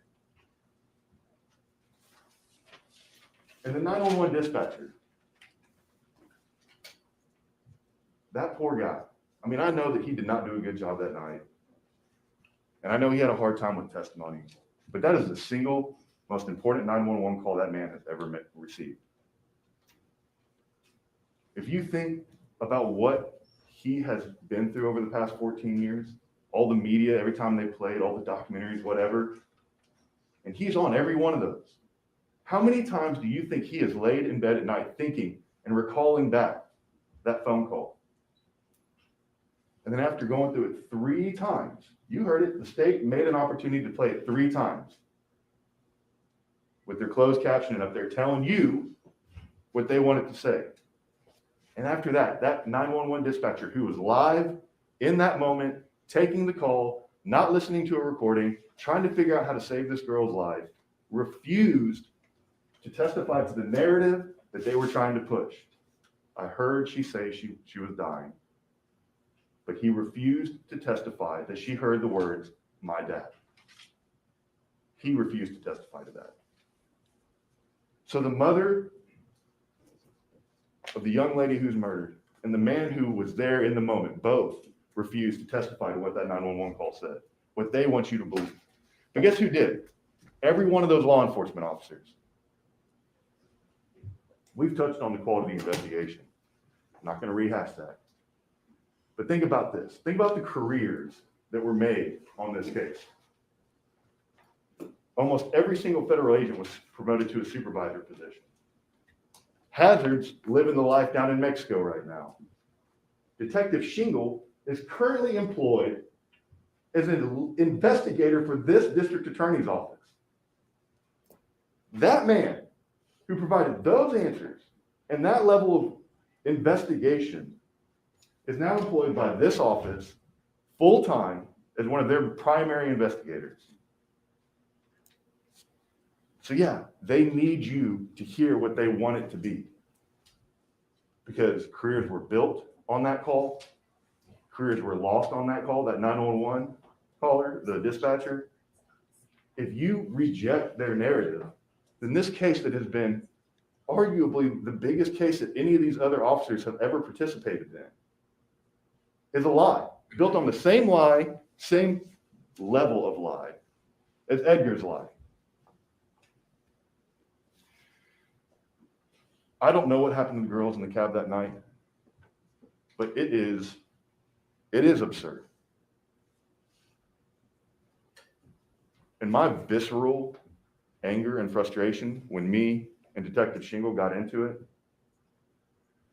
I mean, I'm getting angry right now thinking about it because I got two boys. They'll be 17 and 18 someday. And God forbid anything ever happened to them. If this is how they handle something that happens to my boys, if this is how they value human life. Object to this line of cross-examination, closing argument, Your Honor. He's going into his personal opinions as well as counsel testimony. That's not an evidence. The jury will recall the evidence in the testimony in this case. Argument of counsel is not evidence. Thank you, Your Honor. They're right. Opposing counsel was correct. This is insulting to the memory of Amina and Sarah. They are disrespecting that memory. Irving PD disrespected their memory. Louisville PD disrespected their memory. And the federal government spent over a decade not going back and doing the work that would allow us to find justice for Amina and Sarah. And that's not your fault. It is not your fault that Irving Police Department failed. It is not your fault that the federal government failed. It is not your fault that this district attorney's office has failed. But you do have the power to hold them accountable.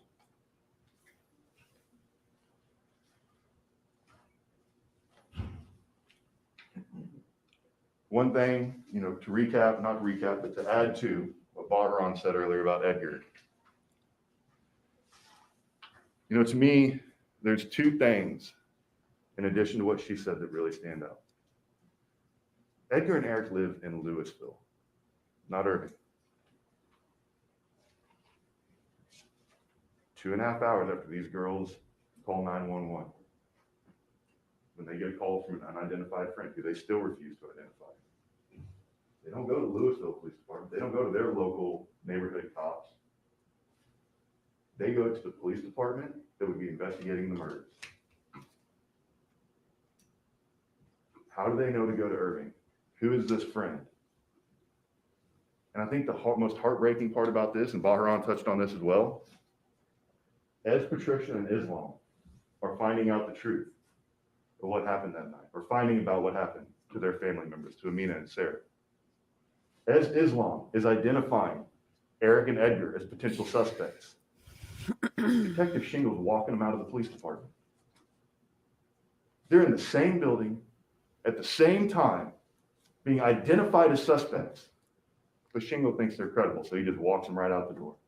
And then none of them follow up. You heard Edgar testify. He spoke to law enforcement once, and he spoke to the media 3 times. Law enforcement never followed up, not at the federal level, not at the state level, not at the local level, and it is an epic failure in this case. So what do we know? You know, there are massive holes in the state's story here. They want to lie about stuff about trajectory, but then not explain it. They want to lie about timelines, but then not explain it. They are improperly and unfairly asking you to take all of these disconnected concepts and for you to fill in the gaps for them. But what do we know? Yasser wasn't crazy when he thought people were following. Edgar testified he was following him. That is real. Edgar testified that they got close enough to be able to see the emotions of the people in that cab. So yeah, Yasser was feeling the pressure of somebody following him, and not just at a distance, but on them. One of the other questions I have is, through Detective Shingle, the statements that were made that night, Edgar says that he has exits the 635 and that he sees Yasser take the 114. That is impossible. It is impossible. The only way he could have known that is if he continued to follow Yasser that night. And it's convenient that 114 is also what leads to the bodies, what leads to Sarah and Amina. So he knew where they went and where they ended up. But he lied to law enforcement, and law enforcement let this run for 14 years. A lie that literally changed on the eve of trial. And they just, no big deal. Let's just roll with it. Let's just throw this type of investigation and this kind of evidence at this jury and hope that we can inflame their hearts to get them, throw all these false accusations out, see if we can get them to hate Yasser for things he didn't do. You know, they danced around the cultural part of this. They did a great job not coming off the way that this case can come off for most of the trial. But then the quiet part got played out loud. You heard Henning laughing at the names of the individuals that were involved, mocking the names and the people, giggling about it with the DAs, kind of joking about how the names are hard to say. Everybody remembers Jihad, but what about these other ones? I don't know. And then that compounded and ended with this district attorney's office cross-examination of Yasser. And that moment, to me, encapsulates so much of the cultural element in this. That when Yasser subjects himself to your mercy, for him to finally tell his story, he is instructed by this judge to use his native tongue. And then he is mocked and ridiculed, and his credibility is attacked because he's doing exactly what the judge asked him to do.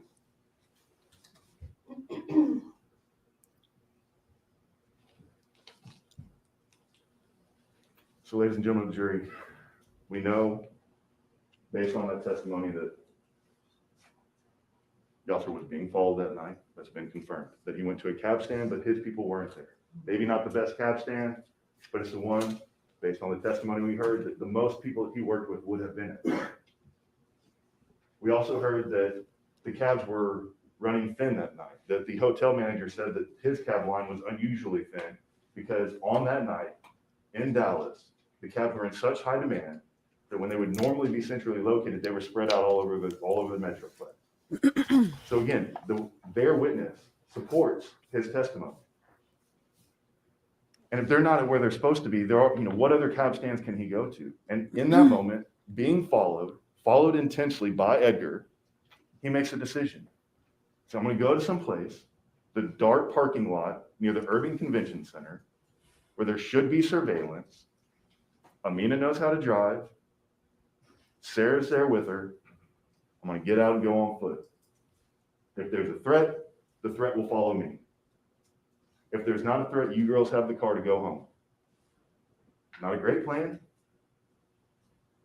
but it's honest. And he was doing the best he could in that situation. So if that Under was the plan, stress. then why didn't the girls So just he drive gets out home? And takes off on foot and believes that his daughters are safe. Continues on throughout the night on foot until he begins to hear of the news and hear what happened. And he decides not to turn himself in.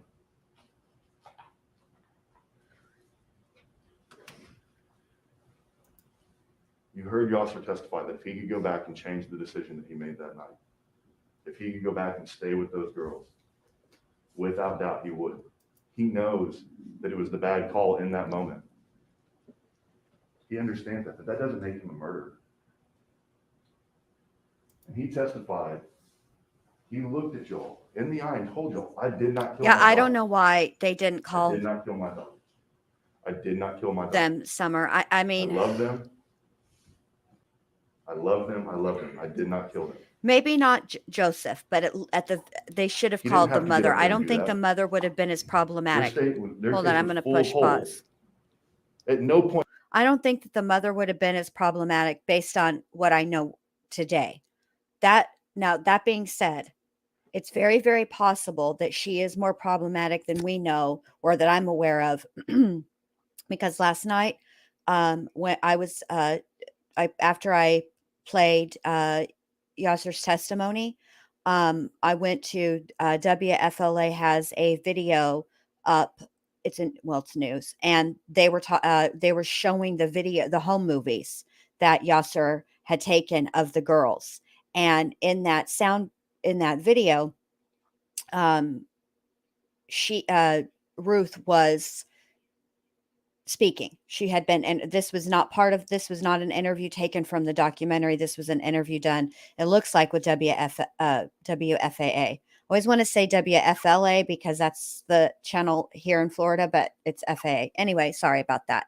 But I'm wondering if it's possible that she gave some conflicting accounts in different interviews, and perhaps that's why.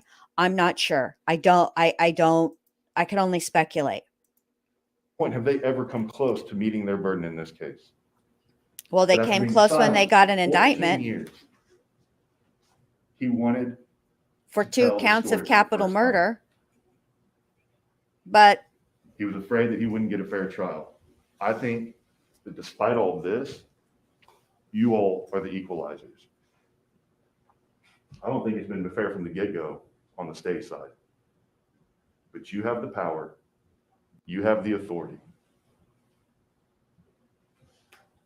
Yasser loved his daughters. He may not have been the best dad in the world, but he loved his daughters. He may have made mistakes as a father, but he loved his daughters. And Yasser did not kill his daughters that night.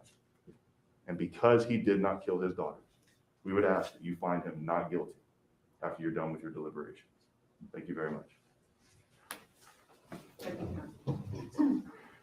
State, Your Honor, how much time do I have remaining? let's see, you have 30 minutes. Thank you, Your Honor. You need this one?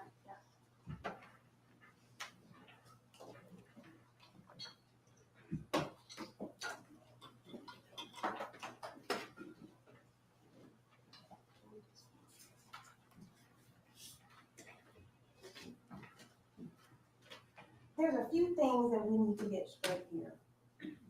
Defense counsel has made this case about race and religion from the jump. I wrote down, we are more worried about the Muslim than the murderers. That came from this side. This whole narrative about it being a cultural issue and the government being racist and chasing after this man because he's Arabic and Muslim came from this side. You never heard those words ever come from out of any one of our mouths. That's not true. That's Your Honor. their narrative. The FBI agent said they made a mistake. Do you have an objection? That's not true. They made a mistake and labeled it honor killing. Thank you. As stated, Counsel, ladies and gentlemen, the argument of counsel is not evidence. You will recall the testimony and the evidence that came from the witness stand. You may thank proceed. you. As I stated, you never heard it come from my mouth, co-counsel here, co-counsel there, or co-counsel there. They want to create that narrative for Sorry, I you didn't mean to hit the mic. because it's convenient for them. So let me make it clear so that they understand, Yasser Saeed understands. Oh, Okay? get it, girl. If you intentionally or knowingly cause the death of another in Dallas County, we are coming for you, period. You will be prosecuted, period. It has nothing to do with your race or religion. Something else that we obviously need to go over is right to subpoena power. The defense has every absolute right to call whoever they want to call. Your Honor, I want to anyway. object to flipping the burden. This is again trying to It's not argue flipping that the we have some burden. And again, responsibility for the to prove our 11th case. billionth In time, this she instance, has she's trying to instructed the tell jury that we have the that right they're to not, subpoena whoever that we want to closing prove our case. arguments are It's not inappropriate, evidence. And we would object to flipping the burden, Your Honor. Ladies and gentlemen, remember that the burden of proof rests on the state throughout the trial and never shifts to the defendant. You may Thank you, Your proceed. Honor. Thank you. That's the law. The burden always rests with the state. As I told you in opening, we greatly accept that responsibility. And we've proven our case. But the law is they have equal subpoena power. Just like you heard from Ms. Mitchell and Vordier in jury selection. If they want to go and subpoena records, they can. If they want to bring someone to testify, they can. And they did. The defendant testified. But nobody He waived else. his Fifth Amendment right to testify. Sure did. That means he was subject to cross-examination by me. That means I get to attack his credibility. So they can sit up here and say all day that we cannot call him a liar, but he is. That didn't make any sense, and you know it. He wants to tell you that he was so scared for his life that he left his girls, the girls who he never let do anything, who he never let out of his sight, left them in the car with his 9mm handgun that he keeps for protection, left his phone. What if he has an emergency? If he's so scared, doesn't he need to call 911? And he runs in the wooded area, telling them to take the cab. The cab is yours. Another interesting piece, do you all remember how the car was found in the Omni cab line with no keys in the ignition? What happened to the keys? Story not matching up. Then he says he walks to the Waffle House. He didn't have a plan, but he just thought that somebody would pick him up. I asked him, where else did you go? He evaded. They want to say he looked you in your eye when he responded to the questions. He never looked you in the eye. He couldn't even answer if he loved his daughters. He told you to review tapes that are not even admitted into evidence. Oh, they weren't. This story that he's concocting, Ooh, I thought they were. this story of how he thinks these events happened are not true. Remember, the charge says She makes arguments like that I would. we must I love prove it. our case beyond a reasonable doubt. They can throw whatever they want up on the wall, see if it sticks. You have to say, is it reasonable? Is it reasonable for you to believe that because the taxi cab wasn't fingerprinted, a taxi cab that Yasser Saeed borrowed, a taxi cab that previously belonged to Jahid Tafal, a taxi cab that has many people going in and out of it, that is it reasonable because it wasn't fingerprinted? He's not guilty? That's what they want you to believe? They want you to believe that Edgar and Eric committed this crime? The two boyfriends that were willing to drop out of school, Thank you, the that were Pink willing Dahlia. to defy their I parents, appreciate that. that were willing to start new with Amina and Sarah to help them, to help the girlfriends that they loved, that they committed these murders and not the abusive father? Is that reasonable for you to believe? That's the test. That's the standard. Not just anything that they throw up at you. Now, ladies and gentlemen, All signs always pointed to Yasser Saeed, period.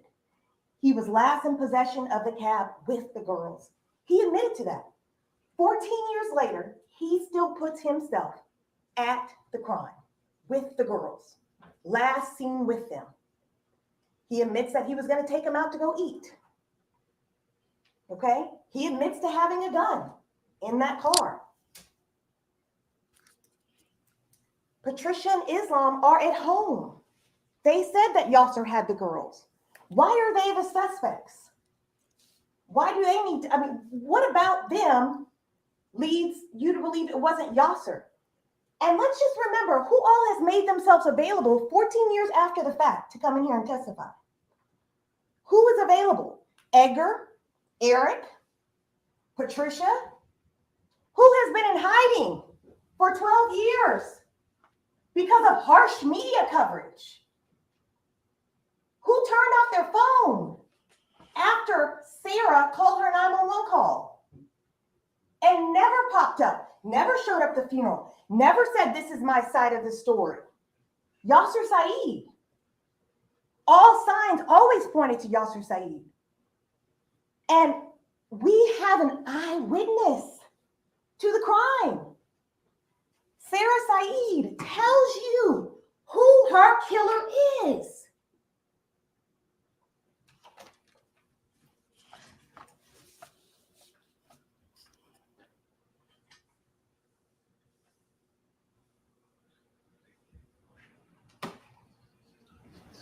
It's Pink Dahlia. Awesome.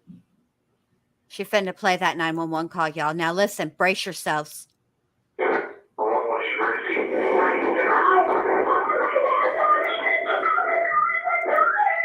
going on, man?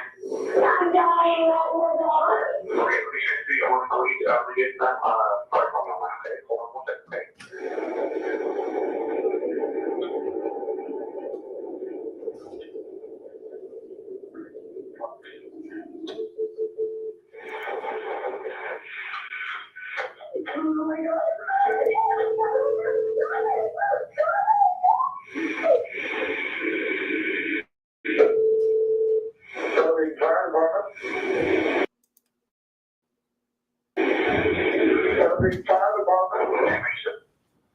Oh my God, not again. Stop it, stop it. My dad just shot me. That's your eyewitness right there. She's telling you. She's screaming out from the grave right now. He's here. He did it. Which horse is defense going to ride? Is it auditory or visual hallucinations, or is it not Sarah? Because I can't keep up. They need to decide. 1 minute. Objection, Your Honor, flipping the bird. It is not our job. It is the jury's determination of what is credible. But she keeps trying to say that it's our job to prove this, prove that, and it is inappropriate closing argument, Your Honor. The jury will remember the evidence and the testimony in this case. Argument of counsel is not evidence, and the burden of proof remains on the state throughout the trial. Thank you. Once again, the defense does not have to prove anything. But believe me, if somebody on the stand, it must be credible. You have to gauge that credibility just as you would our witnesses. And you've heard evidence from this side, an argument from this side, that Sarah was having auditory and visual hallucinations. Now you're hearing it's not Sarah. That's what you've heard. We set you up a very tight timeline. Ms. Hawkins came and testified. You didn't hear from 100 emails from Ms. Hawkins. You heard from one because it's relevant to the timeline. The girls ran on December 25th. December 21st, Amina tells you why she's running. Tells you why she's so scared. Okay. Now it's right? clicking, y'all. Are you getting it? Why they didn't And call Exhibit 7. Joseph and Ruth? My dad began checking phone records, and he took my sister to the room. And he specifically threatened to hurt her very badly Be right back, y'all. if she didn't tell me what was going on. But I'll be in chat. When we were younger, he used to do things, and he's starting to hinting at doing them again. Look, I could go on forever. He has simply made our lives a nightmare. He's one man, not God. Someone should be able to stop him. He can't torment us this way. He shouldn't. Anyways, we are running away.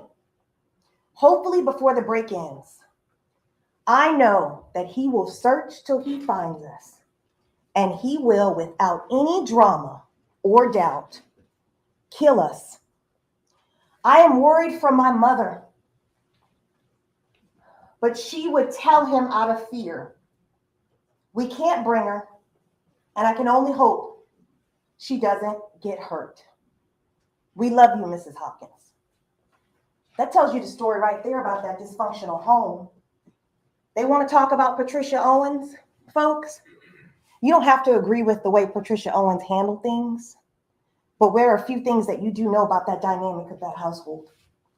You do know that Yasser Saeed was 29 years old when he married a 15-year-old girl, that he had 3 children with her by the time she was 18 or 19, practically raising her, that he manipulated and controlled that household to where she did exactly what he wanted her to do.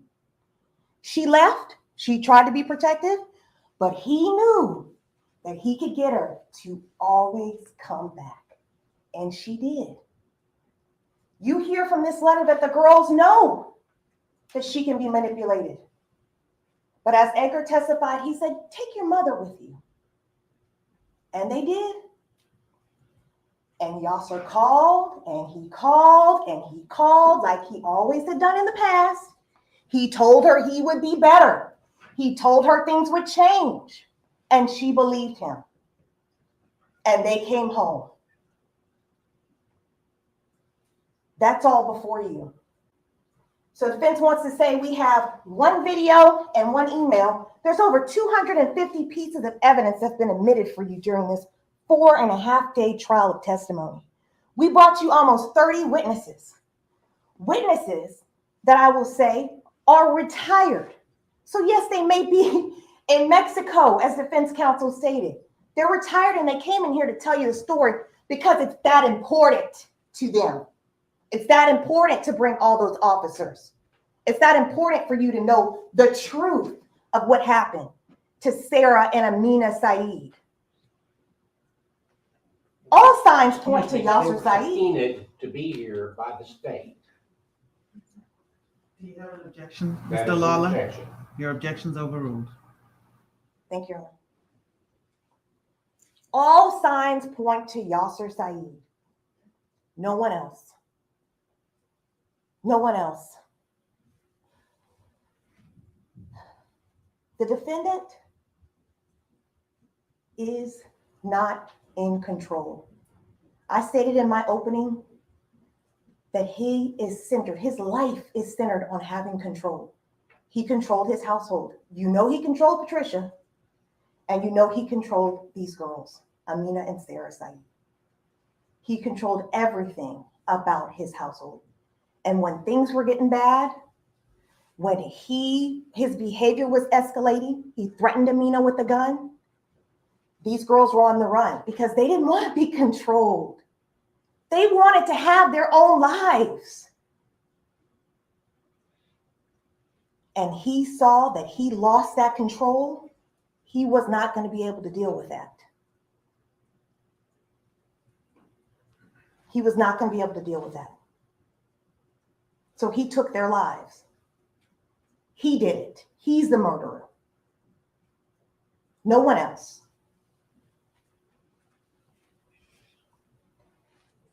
12 years on the run. 12 years without being apprehended.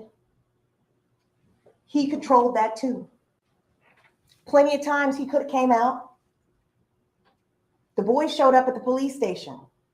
Yasser Saeed never, ever came out and said his side of the story.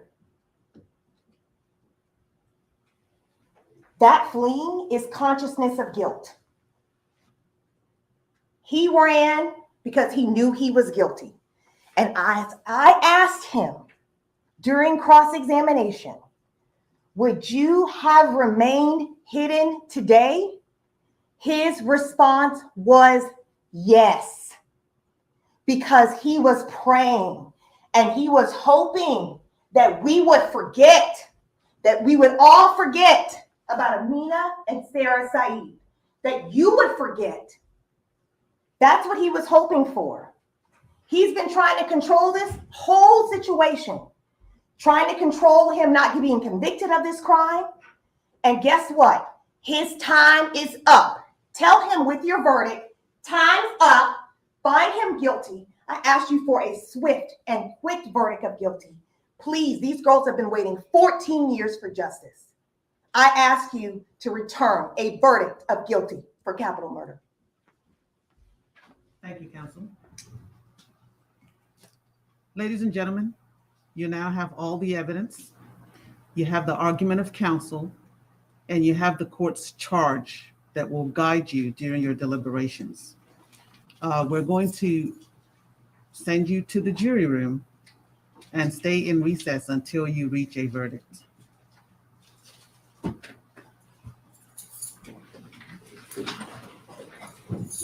All right. Okay, and further, still on the record, ladies and gentlemen, you are not to begin your deliberations until all 12 of you are present. If you need to take a break, let the bailiff know by pushing the red button. During lunchtime, the bailiff will announce to you when it's lunch, okay? Thank you.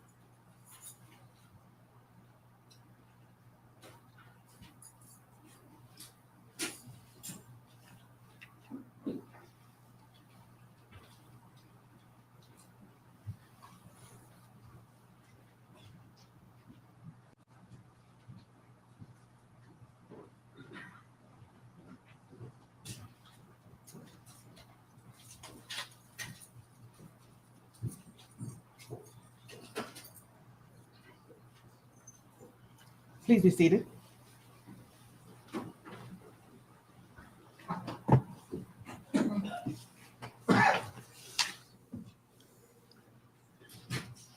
So that the record is clear, are the alternates going to be kept in a separate room away from the juror? Yes, I gave that instruction earlier. Thank you. Yes.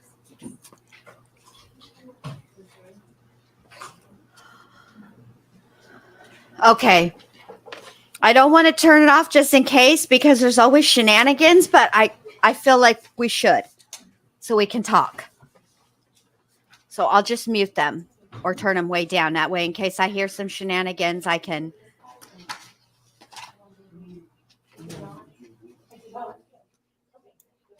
Okay. So, I'm sure there will be jurors that do an interview in this case. Okay, so we talked quite a bit about why Joseph Yes, of course. and his mom were not called. Okay. And I'm glad that in the rebuttal, the prosecutor explained it. She didn't want or need their emails because she felt that the most important email to present to the jury was the last email that was sent to the teacher, because it was part of the timeline of the events that surrounded the murders, not the backstory of the history of allegations and abuse of allegations of abuse in the home. And so, and I actually think that she was right in that, because when the jury goes back to deliberate, they are going to deliberate based on what was heard in the courtroom and the evidence presented. And the last thing that you want to do as a prosecutor is, really even the defense as well, is to inundate a jury with a ton of evidence respective to character versus actual evidence of the crime, if that makes sense. So she chose the email that she felt was most important to what supported Yasser Saeed as being the murderer of the of his daughters. And I think that was a good choice on her part. I think that her rebuttal was everything. And I typically don't gush. There's only been a couple of times I've gushed over opening statements or closing statements, and this is like the second time I've done it. I did it with Camille Vasquez, and I'm doing it now because it was everything. She played that 911 call, which was very, very important for the jury. They'll be able to hear it. They can take it back there and listen to it as many times as they want. And that was important. And the fact that she came right out and said, let's take away the religion, the ethnicity, where he's from, all of that, take all of that away. Because he on the stand admitted that he was protective of his daughters. And plenty of people testified to that as well. They were not allowed to go anywhere unchaperoned. They were not allowed, I mean, for Pete's sake, they were not even allowed to be at work without being watched. And that's the truth.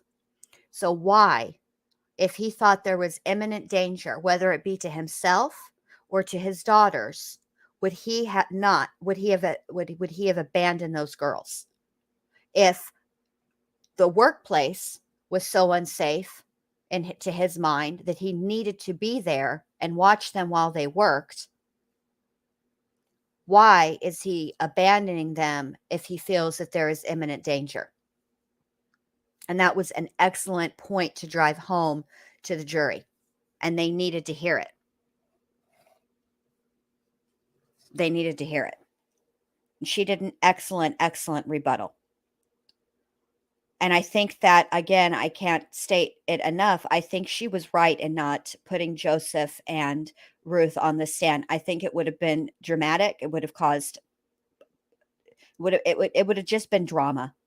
Although they know about the backstory, and they know that, Okay, Rebecca. well, the jury, although, they could have testified to what they were told,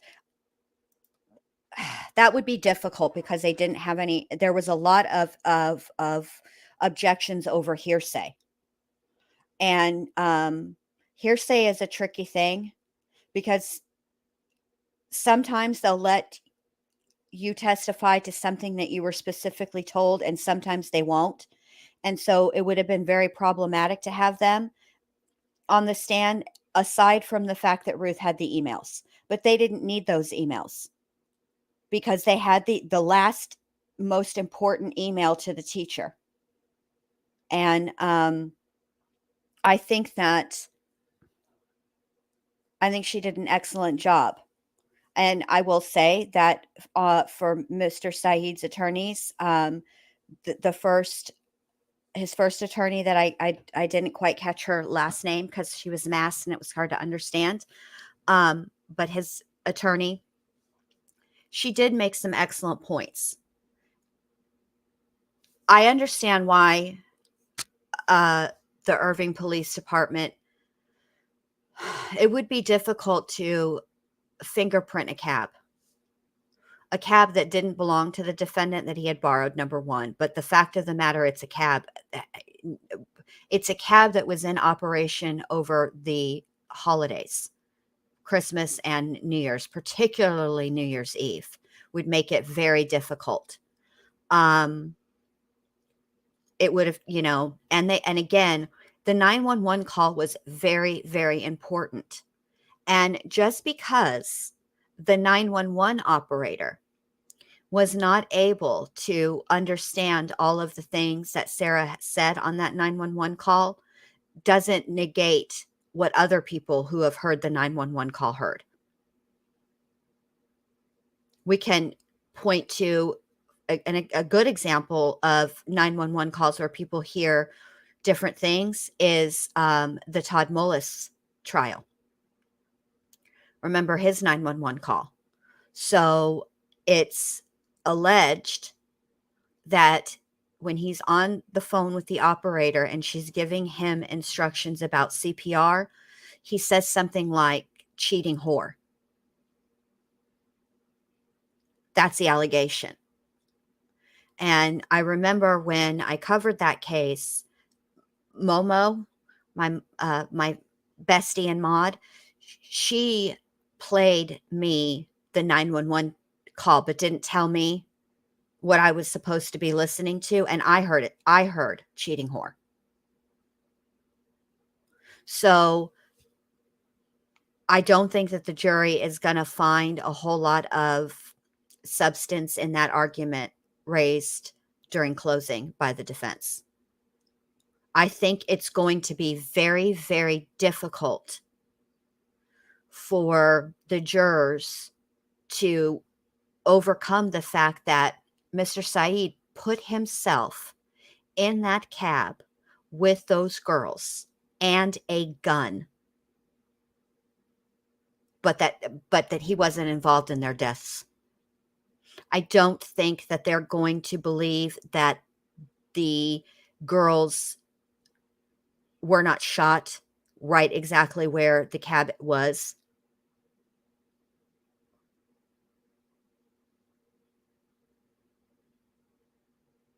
Or at the very least,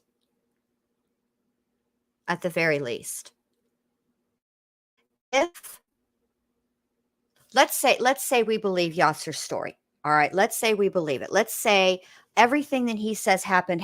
He left the cab with the girls, right? And that at some point they were murdered and then they were put in front of the Omni Hotel. It's Omni Mandalay now, in Las Colinas, which is also not far. I showed you where the lodge was, the gentleman's club, the lodge, and then where the girls were found. It's about a 7-minute drive. Okay. Why would the person who killed them take the car keys? What need would there be? The girls were shot fatally. Whoever shot them with the intention of unaliving them. And that's exactly what happened. And when Sarah made that vehicle, oh, of course, I will be back on bowling with cotton balls. Absolutely. This was in the evening, Chick Tracy. About somewhere between 7 and I can't remember what time the girls were found, like 10, I think. Why were the keys taken?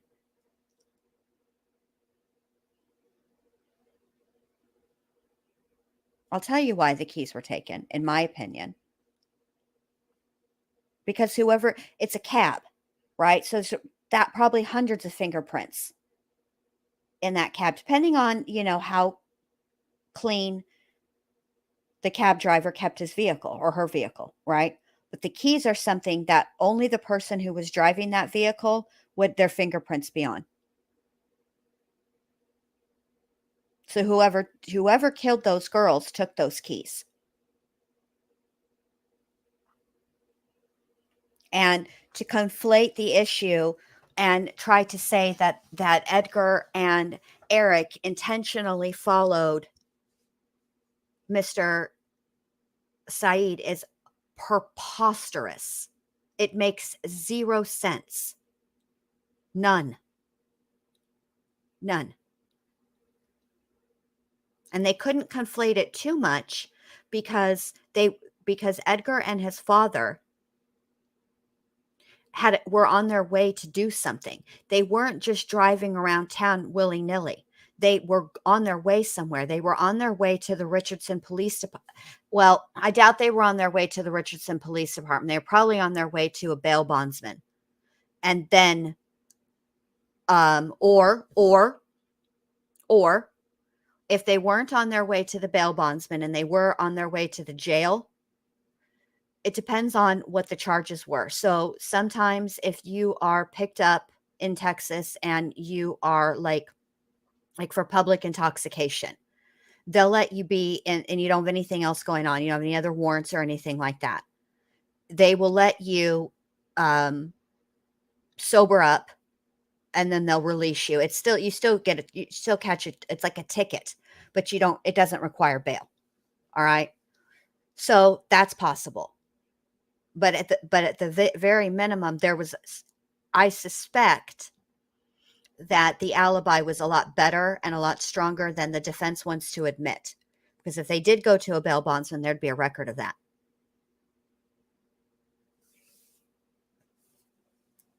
So again, and she made another excellent point that the defense, okay, the defense was correct in saying that the burden of proof is on the state at all in a trial, during a trial, the burden is on the state. During the appeals, it's different. The burden is on the defendant. But during the trial, the burden is on the state. You are innocent until proven guilty, and it is up to the state to prove your innocence. However, the defense is allowed to present their own evidence that contradicts the state's evidence, and they didn't do that. So if they had an issue with the trajectory, if they had an issue with Sarah being cognizant and able with her injuries to make a 911 call and to be able to say who shot her, they should have had their own expert witness on there to discuss this potential auditory and visual hallucinations. They should have done that, and they didn't. Period.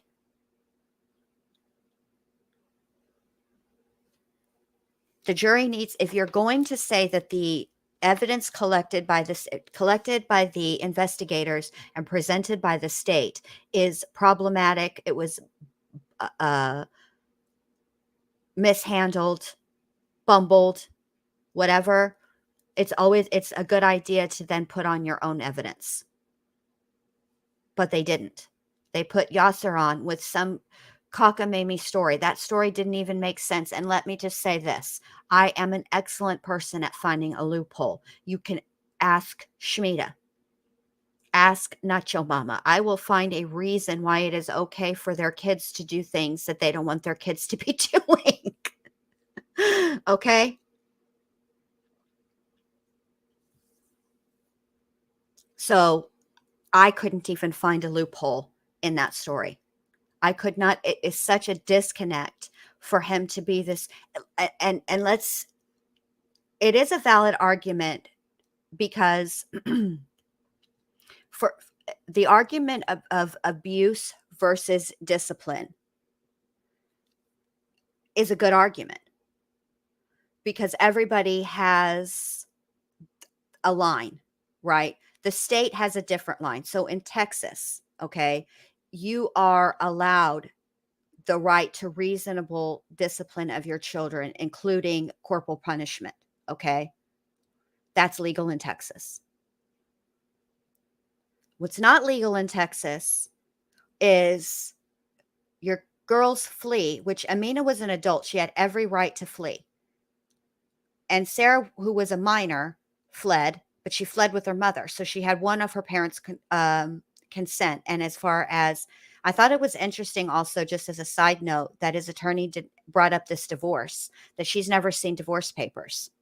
I thought that was interesting.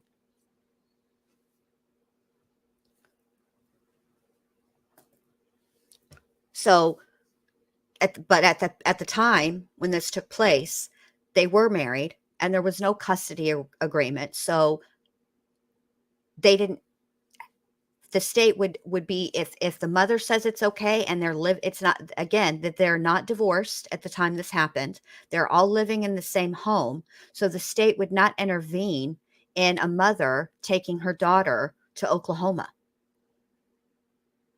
or Kansas. You're allowed to do that.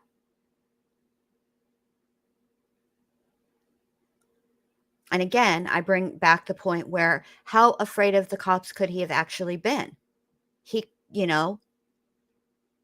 called the cops when they were missing. He made a missing persons report. But when there's actual imminent danger, no 911. Mm-mm. No, I'm just going to wander around the Irving, Las Colinas area and just hope and pray that somebody that I know sees me and picks me up, even though I live, in Louisville. Come on. That's ridiculous. But as far as the abuse versus discipline goes, it's a moot point, because even if you err on the side of the defense and you say it was discipline and not abuse, and he was an overprotective father, right? Why did he abandon his daughters when there was imminent danger? Because he didn't know what the threat was, or who was the target of the threat. You see what I'm saying? So he thinks to himself, gee, if it's me they're after, I'm just going to leave and this is not Friday the 13th. This is not Scooby-Doo, where Shaggy and Scooby, because it's always them, are the bait to lure the ghost so that they can be caught and unmasked. And they would have gotten away with it if it hadn't been for these dang kids, right? That's not real life. It's ridiculous. It's preposterous. And it's actually an insult to the jury, and frankly, an insult to his daughters and their memory. Ridiculous. So there have been studies done on what occurs in different types of deaths, right? And I mean, people say that, people don't say. There is evidence that a person who has been decapitated can still see. How they would know that, I don't know, but they've done some kind of study. And so there would, I would imagine that there is some study done with, it has to do with the amount of blood loss, I think, is what they were testifying to. And I think what the thought is they probably, people have come into the emergency room and, with an X amount of blood loss, right? And saying things, right? Or talking to people that they can't, that the staff can't see. Perhaps that's where it comes from. I'm sure that there's a study that's been done. And all they're saying is that with the amount of blood loss that she suffered, it's possible, right? But they can't testify to it with any medical, with any, what is it called? A medical degree of certainty, because you can't be in somebody else's head.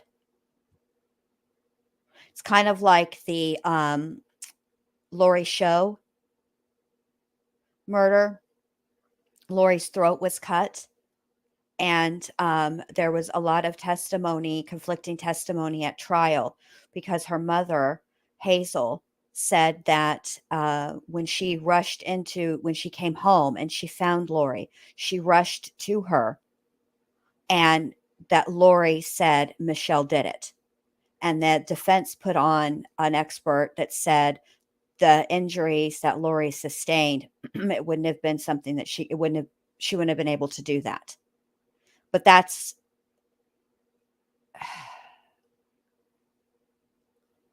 not everybody is the same, you know what I mean? And they can talk, biologically, we're all the same, but every circumstance is different. So the fact that she was able to make a 911 call, see, that's the thing.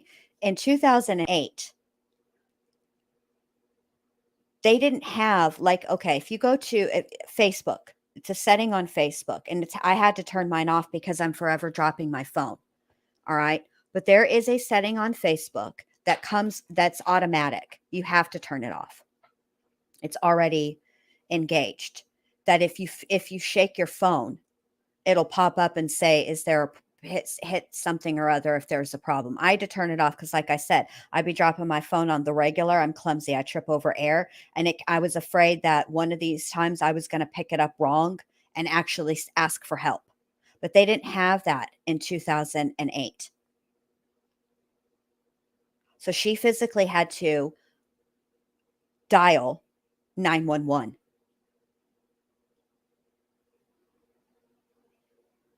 And she wasn't, and this is the other interesting thing when they play that audio, right? As hard as that audio is to hear,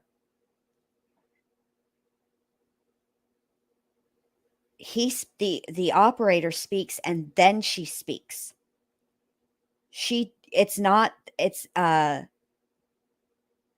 Which is interesting. She's not just screaming into the phone. She waited for 911 to answer, and then you hear it. The minute the phone is connected, I think I'm like 97% sure that the minute there's a connection between a phone and 911, the recording starts immediately. Because I have heard 911 calls where the person is screaming simultaneously as the 911 operator answering and saying, 911, what is your emergency? And you can hear the person talking over the operator immediately when they answer the phone. So she waited. So to me, it seems that I highly doubt that she was having audio and visual hallucinations. I think what she did was, with her last bit of muchness and fight left in her, she tried to get help for her and her sister. And at the very least, she named her killer.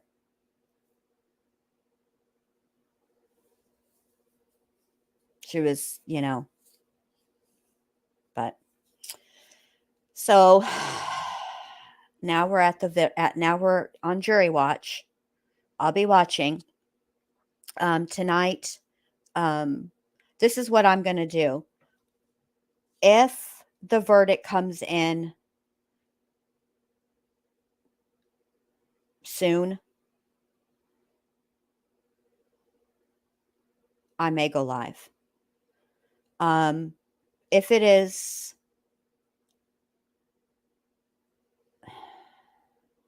I don't know. I'll figure.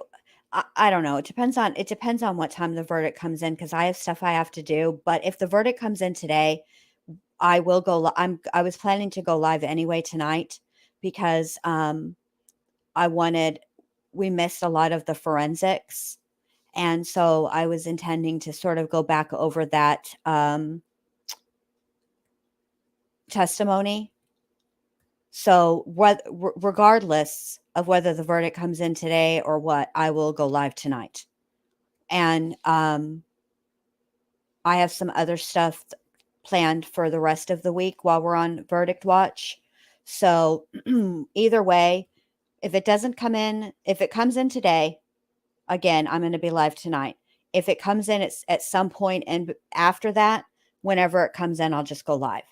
So you're going to have make sure that you have your notifications set to all, and that way you'll get the notification, because obviously verdicts come in quickly, and StreamYard and YouTube aren't, well, it's not even StreamYard's fault. It's YouTube.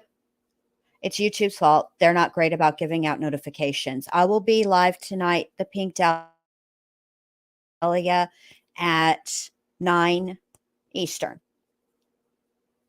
So that's the plan. All right. Thank you guys for being here this morning. This was fantastic. Lots of stuff to talk about tonight. Lots of stuff to go over. And I will see you all then. I will see you at 9 Eastern tonight. Have a great rest of your Tuesday, and stay safe out in the world and out on these YouTube streets. I know, Kez Chick, bless your heart. I got it.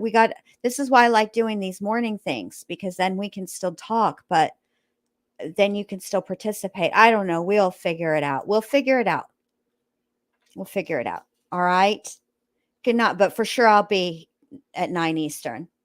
We'll figure something out for some other times. Okay. Kez Chick, so you can participate and it not be a crazy hour for you, an unrealistic hour. All right. Good night, you guys, or goodbye, you guys. I'll see you later tonight. Okay. Take care. Bye.